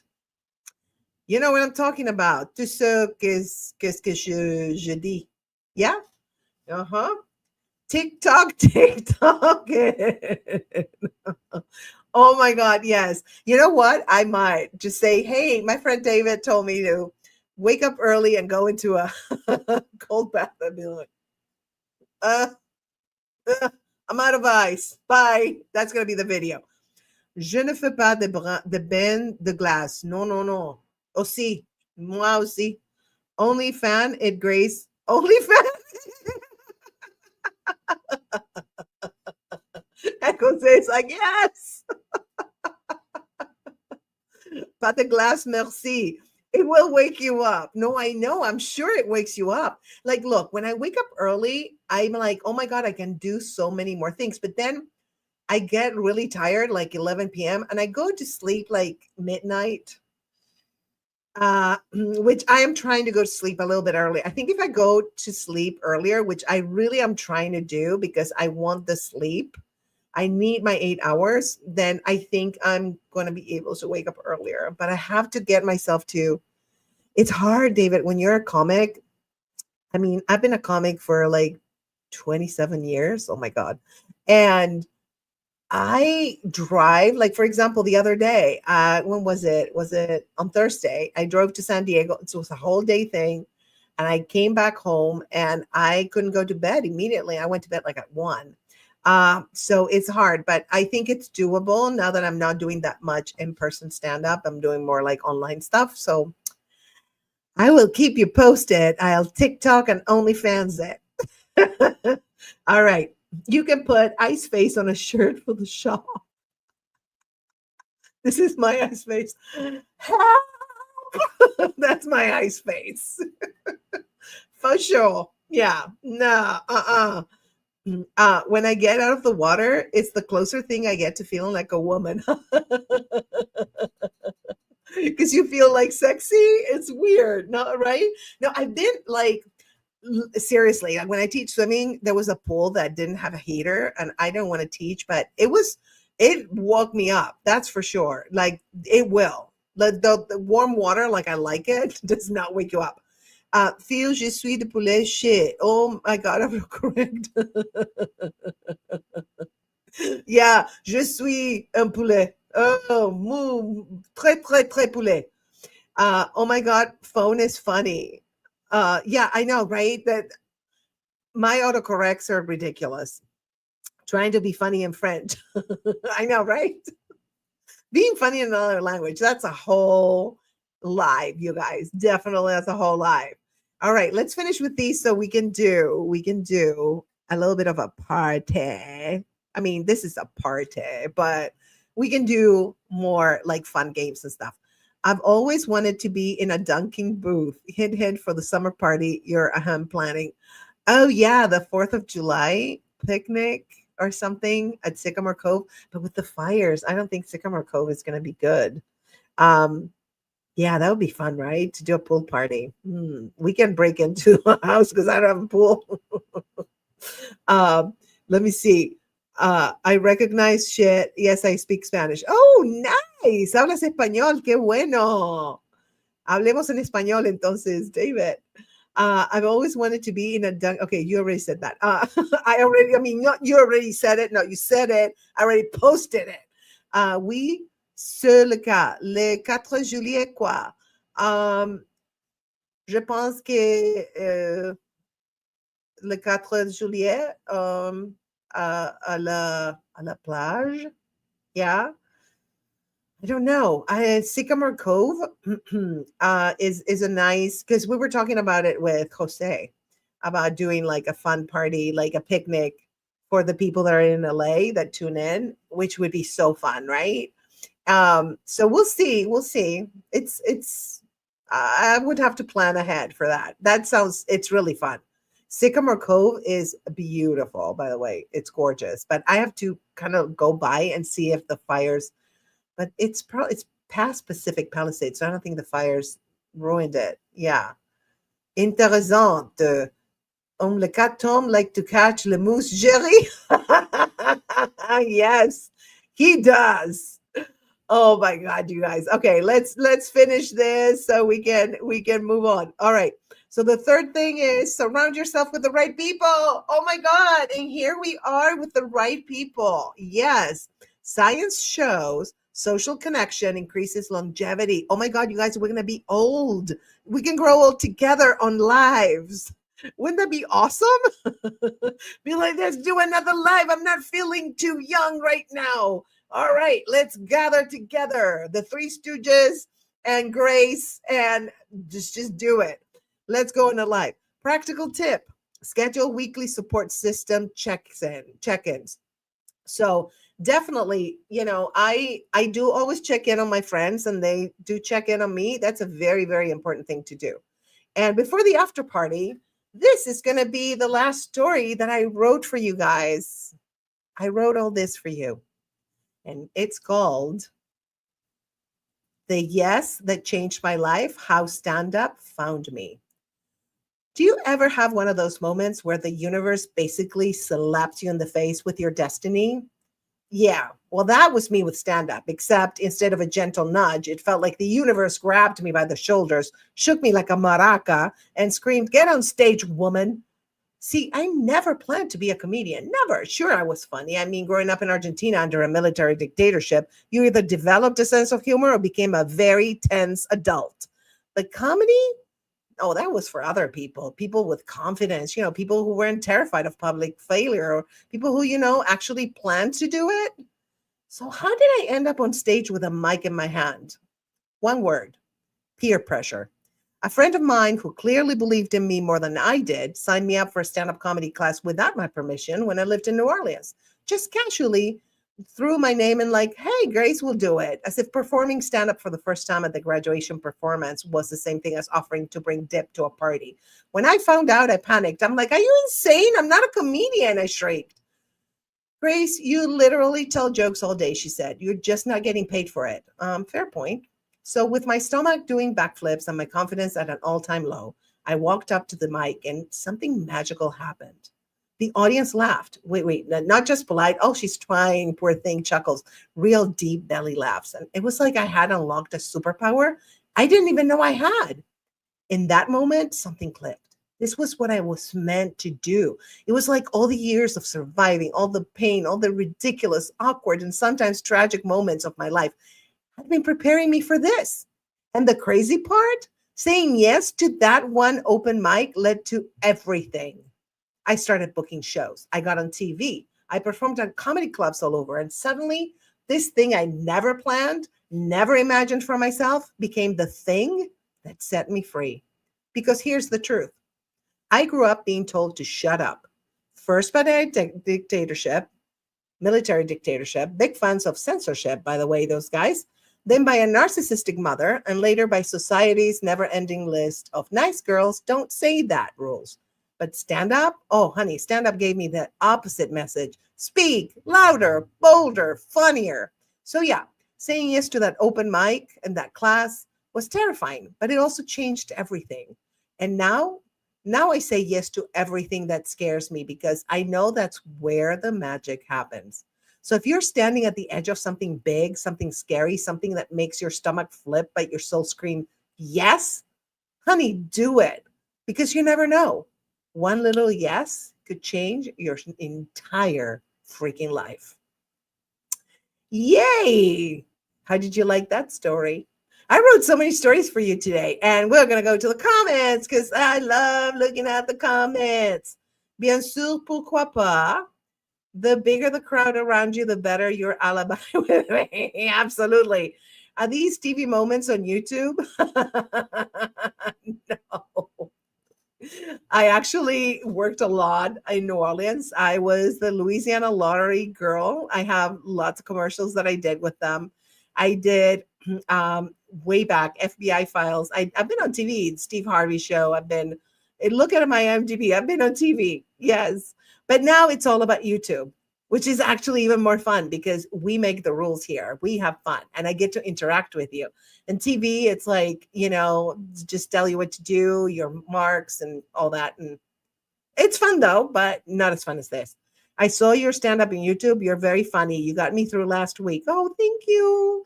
I am forever grateful to her because we would never be here tonight. Props to good friends. Yes, for good friends. Your website is so funny. Who needs cable? Thank you. Thank you. Thank you. All those years in the entertainment business, and I still am, but now it's like auditions have slowed down a lot. I think that all those years prepped me for this. See, everything is a preparation for the next level, the next thing you're going to do. And I feel like maybe I didn't make it as far as I wanted to, which to be honest was even better because now I have the freedom to do this. And for me, it's so much more fun where I can, write and tell you my stories and I can interact with you and I can do comedic characters and I can do my stand-up. I can do all these things that help me and hopefully help you, So it's a win-win, isn't it? I think it is. All right, my loves. So let's go to, let me see. Oh, by the way, we are going to have the after party now. So I have a video, like a very short video that kind of separates what we're doing here. And let me see, let me take that banner out. And where is this one? Segment 4. We're going to take it out. And now it's going to be the after party. I'm going to show you the video that I made. It's very simple, but it's fun. All right, ready? And go.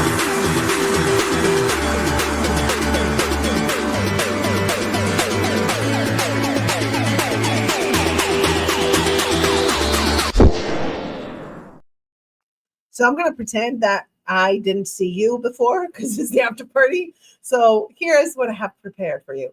Hey, Grace Nation, the show might be over, but baby, the party is just getting started. Welcome to the State of Grace after party where we kick back, let loose, and keep the fun rolling with games, laughs, and a whole lot of mischief. Get ready for hilarious games because what's an after party without a little friendly competition, huh? Spilling tea, let's chat, gossip. Nicely, most, okay? And answer your wildest questions. And surprises and maybe even prizes because I love keeping you on your toes. So grab your drink, get comfy, and let's make some unforgettable after party memories. Drop a comment, jump into the fun, and let's keep this energy going. Woo! Yay! All right, let's see the comments. Best part about marriage is divorce. Classic Grace. LOL. Yeah, I said that. I said that. I wrote a whole book about it. And now the book that I wrote, I took it off the market. And Belle is the one that says all that stuff. So you would love Belle. She is ruthless, but with a Southern charm. She's so nice. But because I met so many Southern people, Southern women that are like so nice, and they give you the worst backhanded compliments, and you're like, did you just call me fat? But yeah, it's hilarious. Your website is so funny. Who needs cable? Okay, that I already put that. Sorry. Saw her stand up a few weeks ago. Highly recommended. Thank you, and thank you for being there. It was at the Improv in Ontario, California, and that was a fun show. That was really the audience was rocking. It was so good, and I had a blast. That was and I did like 21 minutes or something. So I did a long set. Wahoo! Yeah, that's the party spirit. Yes, Jesse. All right, let's play a fun Would You Rather. Okay. Are you guys ready? I want you to put stuff in the comments, okay? Because I don't want to be the only one telling my secrets. Would you rather do this or that? So let's see. Number one, would you rather tell an embarrassing childhood story on live TV or accidentally send your search history to your entire contact list? I would rather tell an embarrassing childhood story on live TV because you do not want to see my search history. It is so eclectic. Yes. Okay, so yes to what? One. Okay. So you would tell an embarrassing story. Yeah. Yeah. One, two. Yep. Absolutely. Let's see the other ones. Jesse or one, David one, Jose, I guess one, right? Jose? Because you said yes, because it could be both. Oh, you're messing with me. That's what you're doing. I love my Three Stooges. They're so fun. Okay, number dos or deux or two. Would you rather have your life narrated by Morgan Freeman or have a laugh track that plays every time you say something funny? I think I would love to have my life narrated by Morgan Freeman. And here on the other one, Jose says, oh, hell, both. Both? You have to pick one. The Professor Jesse, I was going to say, girl, don't look at my search history. There's a specific note to blow up the phone if I die. I know. I'm always wondering, like, if I die, they're gonna check my stuff. Hopefully, they don't know my password to get into my stuff. Morgan Freeman, yes, same. Yeah. Morgan Freeman. Laugh track, it just feels fake, doesn't it? Like if you have a laugh track, it's like, oh, I'm not really that funny because they have to put a laugh track.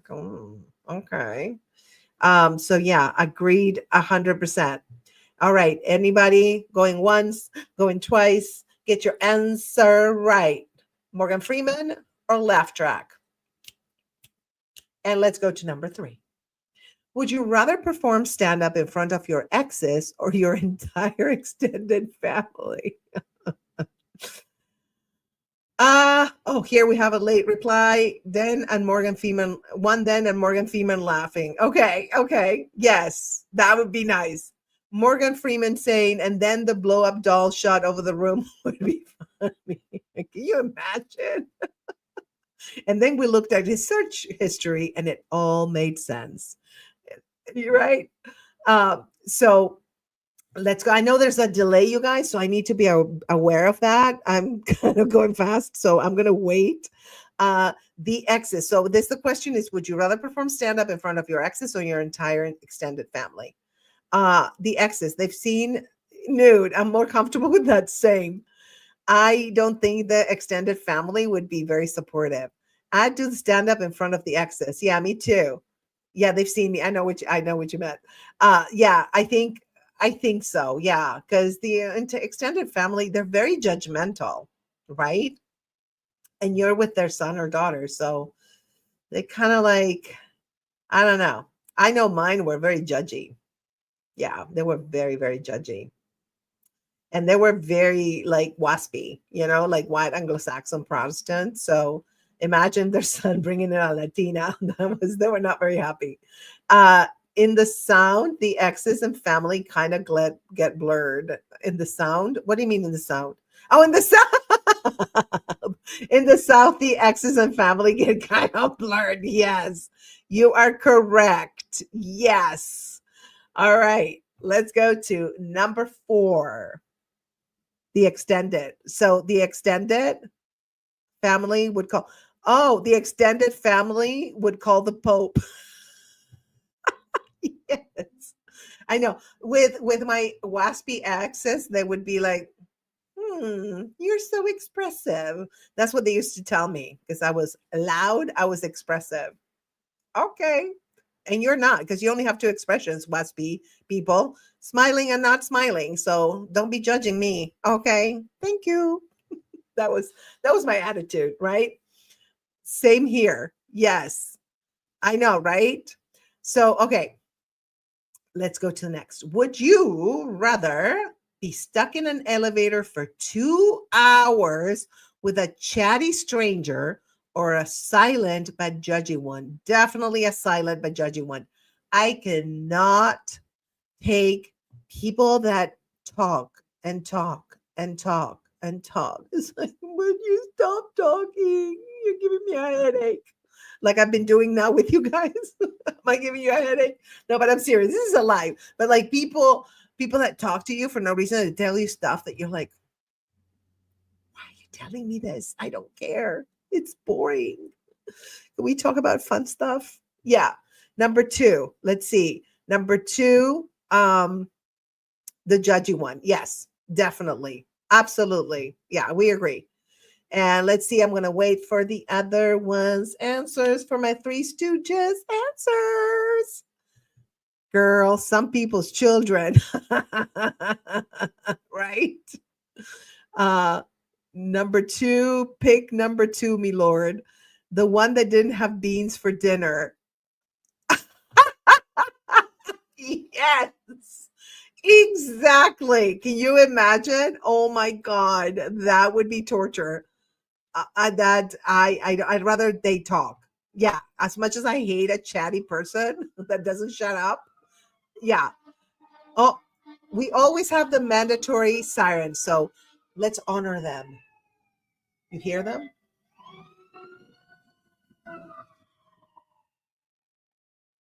And they didn't stop at my place, so I'm not in trouble. Woohoo! I don't mind them talking and talking as long as it's not one of the exes, right? Beans and talking. Why? Woohoo, sirens, right? You guys have been to many of my lives, so you know the sirens are a must. This morning I did a live, also the sirens, and they're loud as hell, aren't they? And I love living near the police station and the fire station and all that, but sometimes you guys, it's like I'm shooting stuff and I have to like reshoot because it's so loud. But anyway, I'm not going to complain because you can call the cops here. They're here literally in 3 minutes. I'm not joking. Sirens mean this party's getting out of hand. They are. It's not a party if the sirens aren't blaring. Exactly. Yes. Yes. So this, you guys, is a party. Yes. All right. So let's go to the next. Would you rather? They don't do that. They don't do that here. What do you mean? Like they don't have sirens or they don't come. What do you mean? What is it referring to? redneck cops. Oh, yeah, right. They're like slower. Yeah. No, here, the Beverly Hills, I live in Beverly Hills. They're like fast. They don't show up. Oh my God.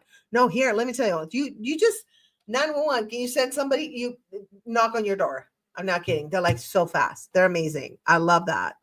It makes me feel very safe as a single woman living in LA because this is a crazy city, you guys. Okay. The cops don't respond to anything here. That is so weird. That is so weird. Yeah, I hear you. Wow. Well, not in LA. LA is very busy siren wise. It's like fire, especially like in the big, the fires, you guys, they were like crazy. There was one near my place too. It wasn't far. It was by Hollywood Boulevard. And I was like, oh my God.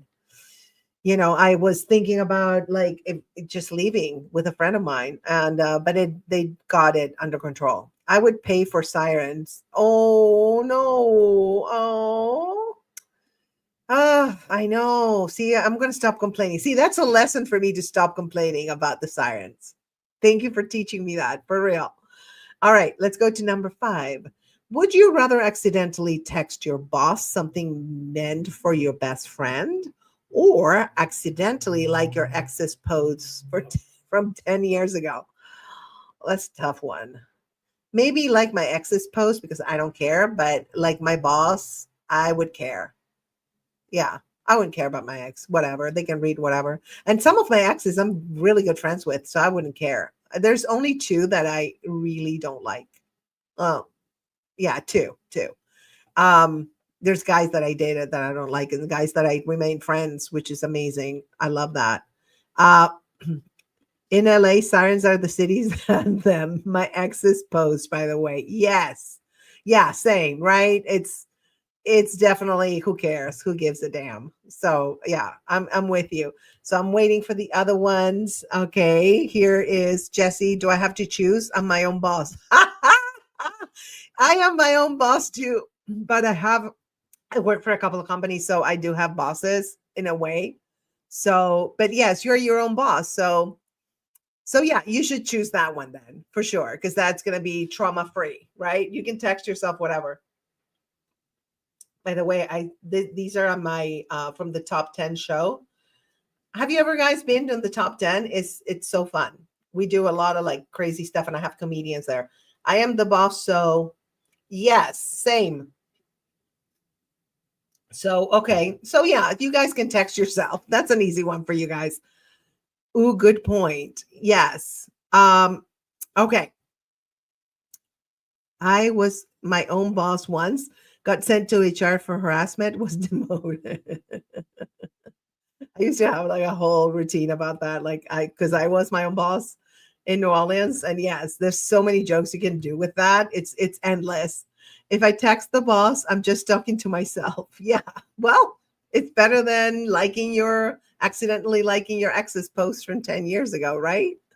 Yeah. Yes, this is funny. I know. I know there's so many jokes that you can do, Jose. If you write like a bit about that, you can write so many jokes because it's endless. It's so fun.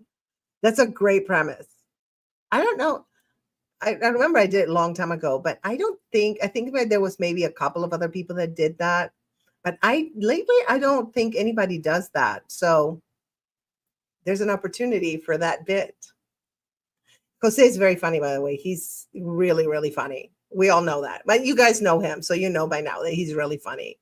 All right. So number 6. Would you rather have to do stand up while wearing clown shoes or while talking in an exaggerated accent the entire time? The clown shoes, because the accent would be like a lot of work. The clown shoes, who cares? You kind of like a clown as a stand-up, right? So it would represent like the tias. What do you mean? Yeah. Like the tia. What do you mean they have an? I don't have an accent. This is Consuelo talking. No, I don't. What are you talking, Jose? I don't have an accent. You like my accent, Jose? Yeah, papi, I know you like my accent. The clown shoes. Yeah, same. Yeah, because the accent is just it's so much work.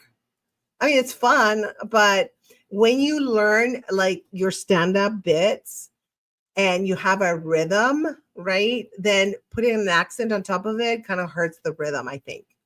You would have to like really practice, not impromptu. I wouldn't do it impromptu. If I would do it like if I practiced. Nope, no accent. Yes, amen. I'm with you guys for sure. Let's go to number 7. Or actually, why don't we do never have I ever?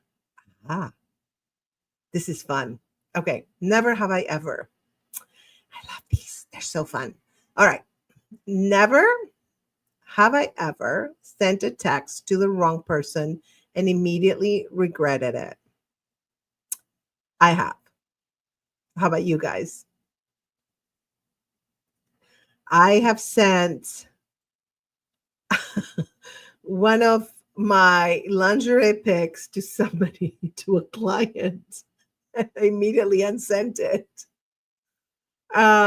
And I was like, oh crap. But it wasn't bad. I mean, I was dressed, but but I don't think he saw it. It was so creepy. I was like, oh shit, he's gonna think I'm hitting on him or something. Okay, speaking of the rhythm, did I ever get you? I don't get it. I'm kind of the joke is flying over my head. Did I ever get you? Is that a song or something? It's totally going over my head. It's me. It's not you. It's me. This is for real. It's me. Yes, but also on purpose, just to see the reaction, prank text. Yeah, wouldn't that be fun? Or like, I know that some, like hitting on someone or something. Let's see how they will react. That could be fun. I don't care. At this point in my life, I don't care. But no, that was really a client's. I don't want to mess with it because that's messing with my paying my bills. You know what I mean? Thank God for the unsend button on the iPhone. Thank God for that. So yes, I am a child. I have more than once to my mom and not my ex, whose name was different by one letter. Oh, okay. I hope it was just they were safe texts. I once had a guy friend who sent me a text that was supposed to be for his wife. And I was like, what the hell? I was like, not him. He's a friend. What? He's hitting on me? No, please make it. And he was like, oops, I'm sorry. And this was for my wife. Okay, thank God. I was very happy. You know that sound machine from Miami? The rhythm is gonna get you. Yes, I get it. I get it. Okay, now I get it. See, I knew it was a song, but now I get it. Thank you. Thank you for explaining it. I am a total child. You are. Yes, welcome to the club. If they were safe text, you wouldn't be seeing this. Yes, right. Yeah, nothing unprofessional, I do have my ghetto side in check. Hot tip to Miss Brion. I love that. Yes, I do have my ghetto side. Yeah, she says that, doesn't she? Yes. It's so funny. Yeah, we all have a ghetto side. Let me tell you, we all do. All right, let's go to number 2. Never have I ever laughed so hard I snorted in public all the time. I snort when I laugh. If I laugh hard, it's an issue. So I have many, many, many times. And I don't even care anymore. It's like, yeah, I snort it. So what? Yeah. At least I'm not snorting white powder. So there you go. Okay. So how about you guys? Um, never have I ever laughed so hard I snorted in public. I fart when I laugh. I pee. Oh my God, boogers fly. I can understand. No, sometimes I know it's like, but I do that. Depends on the season. That's great. I love it. It's like it's you can need an umbrella. Okay, she's laughing. Jesse's laughing. Umbrella time. I do snort. It's something. I snort. I pee. I excuse myself. I think I do pee a little too. When I laugh. It depends. It has to be like really funny, and I really pee. Me too. I have Miss Piggy snored. I wish I could hear it. Right? No, I snort it all the time. I've gone on dates, you guys, and just like snort it, but I don't give a shit. I don't care. If you still haven't gotten an appropriate text from me, don't worry, you're still on the waiting list and no on the snort. Well, hurry, hurry, chop, chop, send me one so we can just put it up here. Like Jose sent me an inappropriate text on purpose. Okay, let's go to the next. Oh my God. Okay. Never have I ever pretended to know someone because they knew me. Yes. All the damn time. And because I'm a public person and I've been doing stand up for so long and I've been on TV and stuff, and people come up to you and they talk to you, and I'm like, "How are you?" And I'm like, I have no idea who this person is. Somebody please say their name. So I remember. And they're like, remember we met 10 years ago at this? I'm like, oh, yeah. I don't even remember. They met me, but probably saw me doing a show or something in a place that I don't even remember because I've done literally thousands of shows. And so I forget. I forget what I do. I've been doing this for such a long time. 10 years ago, I have no idea where I did. I do shows everywhere. So I don't know. Same here. I do what I want. Yeah, exactly. So yeah, so have you guys never have I ever pretended to know someone because they knew me? Oh, I flat out tell people my memory is going to sheet. You know, I tell a truth though, Jose, which it's true. I'm good with faces, but bad with names. That is true. But sometimes I'm bad with both. And I have no idea. I look at the person, oh, they changed. It's like 10 years ago. Like, I don't know. They changed their hair color. They look different. They lost weight. They gained weight. I don't know. I'm like, I don't know who you are. I know literally thousands of people, like literally. It's crazy. Same here. My memory isn't very good looking. ¿Te acuerdas? Yes, it's like, I'm so glad I know you. Oh, your mother says hi. It gets bad. Right.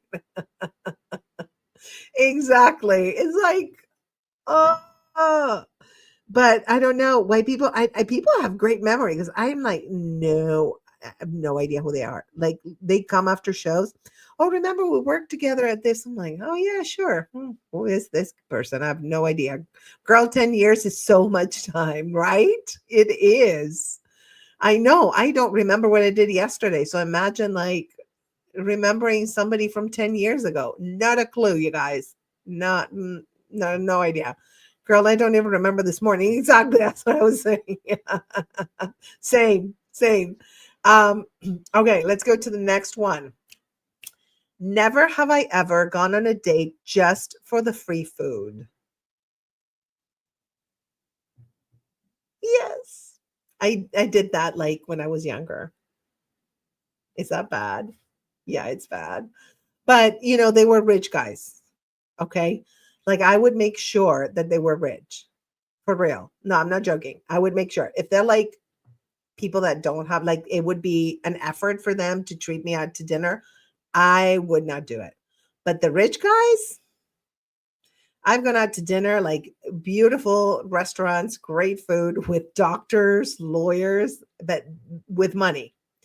Yeah, and I don't regret it. I'm okay with that. And I know it sounds terrible, but like they can afford it. And I was hungry. I was very hungry. I'm a starving artist. I was. This was like literally 20 years ago that I did that. I still do that. I love that. I'm cute. I get by. Absolutely. Yeah. But it's like only the people that have money, the people that don't have it, I can't do that. And now I don't care. Like I don't do that anymore. I did that 20 years ago because again, I was hungry. Never, I always pay for everything. It's just nature, not just dates. I know, right? Thank you for saying that because, for us women, it takes a lot of money and effort to we buy makeup. We have to get facials, like facials at the not okay. We have to get our hair done. We have to buy clothes that look good and have different clothes. We have to have our nails done and all these things. It costs money to do all that. So does it count if I'm in the drive-through and tell the person behind me is paying for mine? Only if they're rich, and it does count. Yes, good move. That's why we have abs when we were young. We were starving. I know. I had such great abs. Oh my God. Yes. We were hungry. 20 years ago, I was hungry. I was very hungry. So anybody who fed me, I was grateful. Um, at least I was. Yes. Bikini waxes is a must. I swapped the card before they asked. Oh, that is so nice. That is expensive. Like the whole waxing, I spent hundreds of dollars. Like hungry. Good for you, David, that you do that. Seriously, because you're aware of it, but a lot of guys don't understand like how much it takes to get ready for like a date for real. Like it takes money. And right now I didn't do my nails because I don't care, but I mean I keep them up like every day. I file them and I make sure I'm clean and all that. But like when I paint my own nails because again it gets so expensive. So I do have all the stuff and it's all non-carcinogenic, by the way. So I'm very picky about what I use. But yeah, the bikini waxes, yeah, they're expensive and painful. Yeah, they're a little painful. It's a lot of work. Yes. It's a lot of work. And I feel like when a man, even if I'm richer than the guy, if a man is paying for my stuff and offering to pay and like treating me like a queen, then it's going to make me want to treat him like a king. I mean, I always treat everybody like queens and kings, but you know what I'm saying? Like if they treat me special, I will treat them even extra special. So yeah, it goes both ways, right? And I'm not a gold digger because I've never been a gold digger. I had gold digging proposals, you guys, for real. I talk about it in my one woman show. Yeah, I've had them, but and not long ago, this rich guy that had substance abuse problems, which I hope he took care of that. But that for me is a deal breaker. But he was very rich and he wanted to marry me, but he wanted me to stop doing certain things like no comedy, no OnlyFans. I'm like, OnlyFans, again, it's comedy, please, people, and Patreon and everything I do. Like nothing I do, I would be doing. So that was the deal. Like he would, marry me and I would live in a huge house, beautiful, everything, but then I couldn't do anything that I wanted to do. So there's a price to pay. I could afford a waxing. Those candles aren't that expensive. Yeah. Well, yeah, try with that. You're gonna hurt. You're gonna hurt. Be careful. Sometimes all glam, 5 hours for hair and makeup, it can be a lot. Glam is work. Oh, it's a lot. It is a lot. It's crazy. Um, I used to, now I'm, kind of learning. That's why I learned how to do my hair a little bit, but I still don't know how to do my hair very well. So if I go out, I'm going to have somebody blow dry my hair because I don't do a good job. I'm not happy with my job.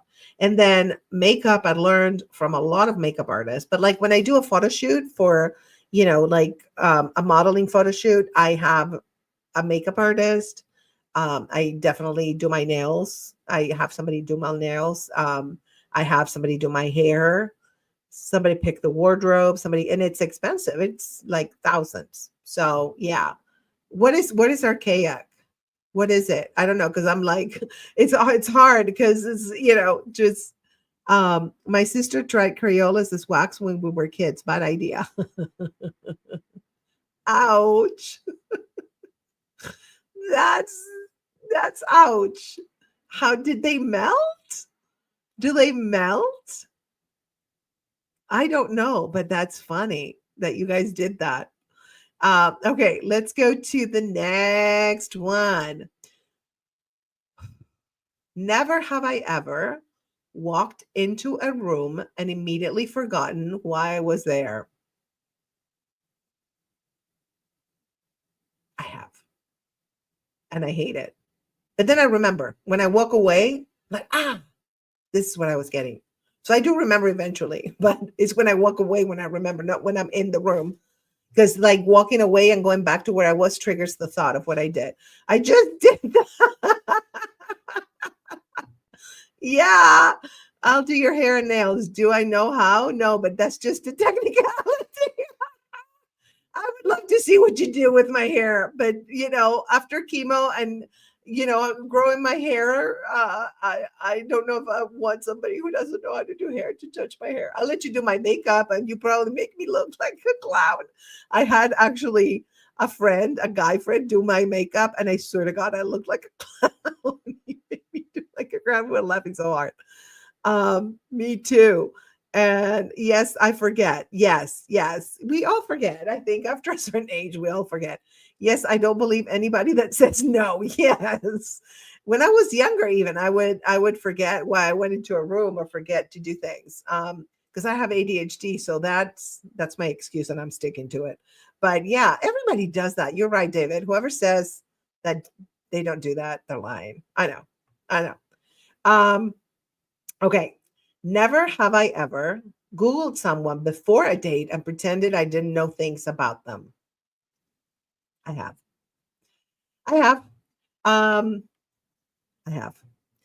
Always Google. And I used to do background checks on guys before I went out on a date. I got really like strict about it. So I used to pay. Like if I really liked someone, I would pay a PI to give me information and see if they had any record of anything.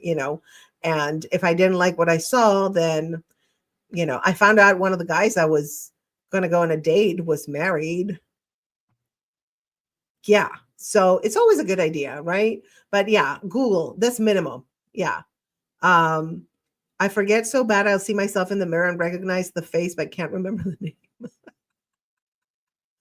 I know you. I know you. You're a handsome mother. I know you. Yes. Yes, I believe you. I have a friend in the music business. He prefers men to do his makeup hair. They just do a better job. Really?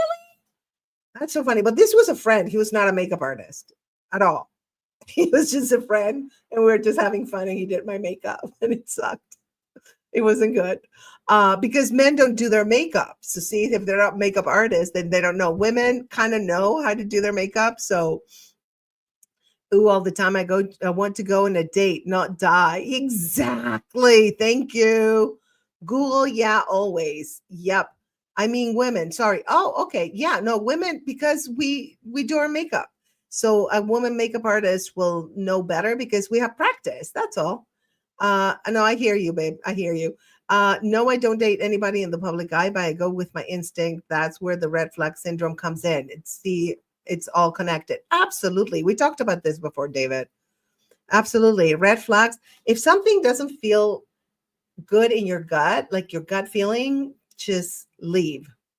I've left dates when I didn't feel comfortable, literally walked away and given no excuses. Autocorrect. Geez, I know. It's so annoying. I'll do your makeup. Got mad skills with colors by numbers. That could be a fun project. Actually, we should TikTok that. Yes, practice makes perfect. Absolutely. That's why women makeup artists are, probably better. Doing the hair though, I think both, but I think women are better too because they do their hair differently. Guys, unless they have long hair, but even then, it's just women. We just do our hair like in a different way. So, yeah, but I know, but hair, I've had really good male hairstylists, really good ones, and really bad ones too, in general. I remember one time, oh my God, this guy who was young and he was just starting, and I wanted to be like, I call it the porn blonde. It's like bleach blonde. And it looked good on me, but he put that and hair relaxer. like the same day, my hair was messed up. And they were like, a friend of mine was like, your hair is really strong because it should be like all like gone. Um, they also help him with shoes because he dances in heels, boots, things with heels. He likes red bottoms. Okay. Okay. That's, yeah, no, absolutely. With shoes too. Absolutely. Women, I'm not too much into fashion, but like women that are into fashion, I know they're definitely, yeah, we know how to dress. I'm 34 and single, so in my grandmother's eyes, I'm a gay man, but she loves me anyway. Oh, you can't convince her otherwise. Oh my God, it's old school, David. It's like old school people. They just, if you're not married, if a guy's not married by 30, that's what my mom used to say. If a guy's not married by 30, then suspect that he's either gay or he doesn't like to commit. That's not true at all. So, yeah, but that's okay. Let grandma think you're that. You'll surprise her one day. Women just have a sense of style for makeup and hair. It's completely different. Yes, absolutely. Hair wise, I can make some great trenzas. Funny you say that, Jose, because yesterday I tutored a kid and my hair looked like shit. And I make two trenzas. Pigtails is trenzas, by the way, for those who don't speak Spanish. And I had my little hat and everything. I looked like I was 12, I swear. I have three brothers that are all married with kids. I'm outnumbered. Oh, that's why. So it's like there's something wrong, quote unquote, with you. It's okay. You do you. It's okay. Whatever they think, right? Who cares? I don't care anymore. People can think whatever they want to think. Who cares? Um, okay, let's do a couple more and then we'll call it a day, you guys. I mean, I can stay with you guys forever. It's just my voice is cracking a little bit now. I don't know how I'm gonna do the freaking marathon, you guys. How am I gonna do that? I should get some like it's called throat coat, and it's a special kind of tea. I'm gonna make myself a note. Throat coat, Grace, because it's like my voice. Um, she's not getting any younger. Who's your grandmother or me? uh, girl, go rest. Yeah, exactly. I know. But no, it's just my voice. But yes, I'm gonna have that's why I have a co-host, you guys, because if I get like this, I'm gonna be like, Carlos, you take over for a little bit. I'm gonna drink my little throat coat and then oh, it's going to be 8 hours, you guys. Holy crap. Oh, your grandmother. Yes. Yes. I know. And, but it's okay. It's okay. Oh, guilt trip. Yeah, she's guilt tripping you. You can make throat coat at home, anise, cloves, and cinnamon. Oh, okay. Thank you. Yeah, I'll make it. I have cloves. You can drink that, right?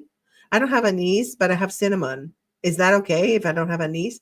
I'll help co-host. Thank you. Yeah. I might bring you in, guys. It's just, on a StreamYard, it's gonna be super busy because I'm gonna have all these comics. It's gonna be crazy. But thank God for Carlos. I don't know what I would do without him. I'm telling you. But anyway, let's do a couple more. Oh yeah. Never have I ever tried to take a sexy selfie, but ended up looking absolutely ridiculous. Confess, guys, have you done that? Have you ever done that? Special guests, the Three Stooges, one night only. Yes.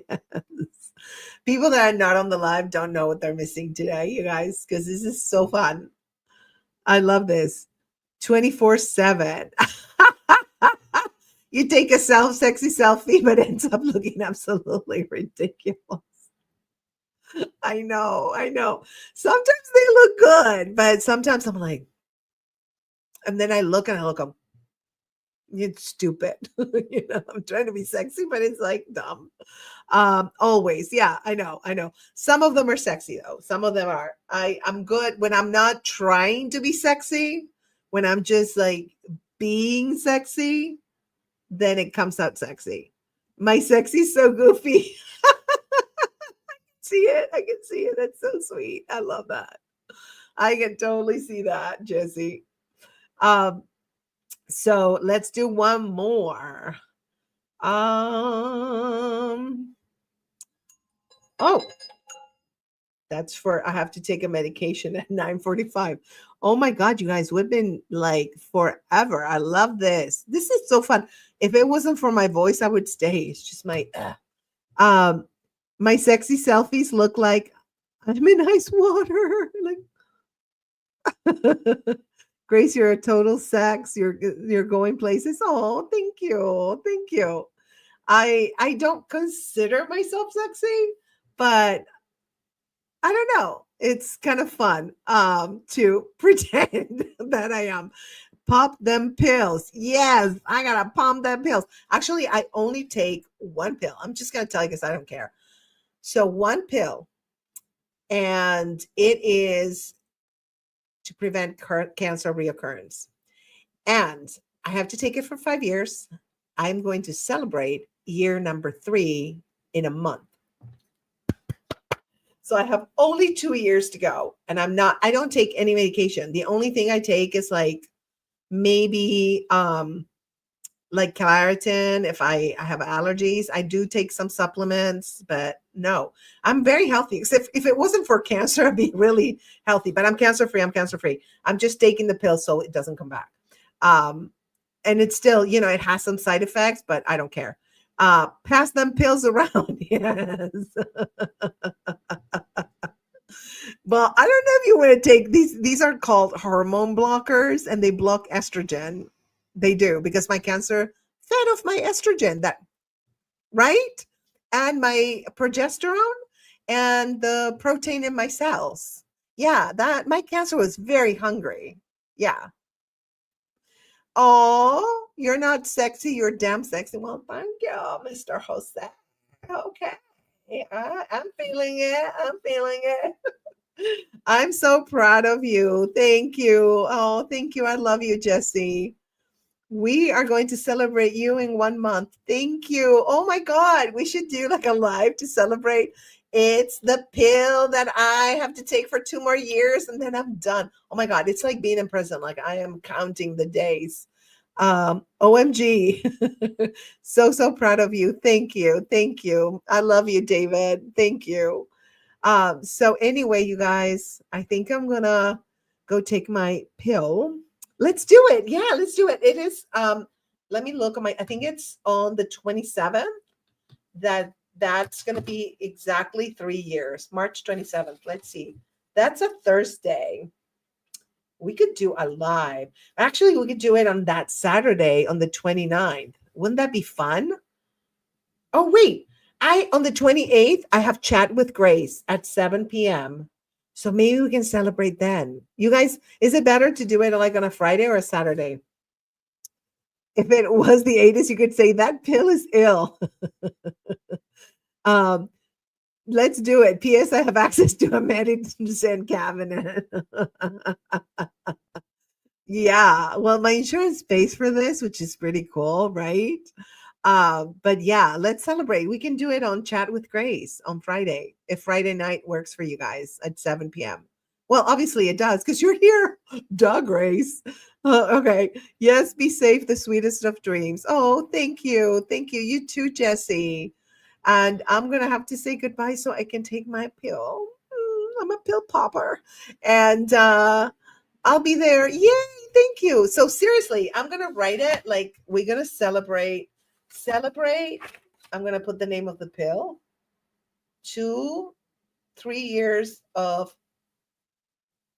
the pill. I love it. Oh, I'll be there. Awesome. I love this.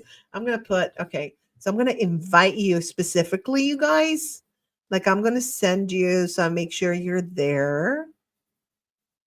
Okay. Awesome. Thank you so much, you guys. We've been partying for so long. Love you, Grace. Thanks, guy. Very fun after party. Thank you. Love you too, David. Thank you so much. I'm so happy that you're well and you're recovering. So happy. Sending you tons of healing vibes your way. I hope you can feel them. Woo. 3 years. 3 years. Yes. Cheers. Yes. 3 years. 2 more to go. Woo! Yay. Thank you. Thank you, Jose. Always make me laugh. All of you make me laugh. Mucho amor. Much love to you. Love you too, Jose. You're the best. You are all the best. How can I say you're all the best? Because you are. There's no best. You're all amazing. You really are. And I had a blast. Thank you for keeping me company.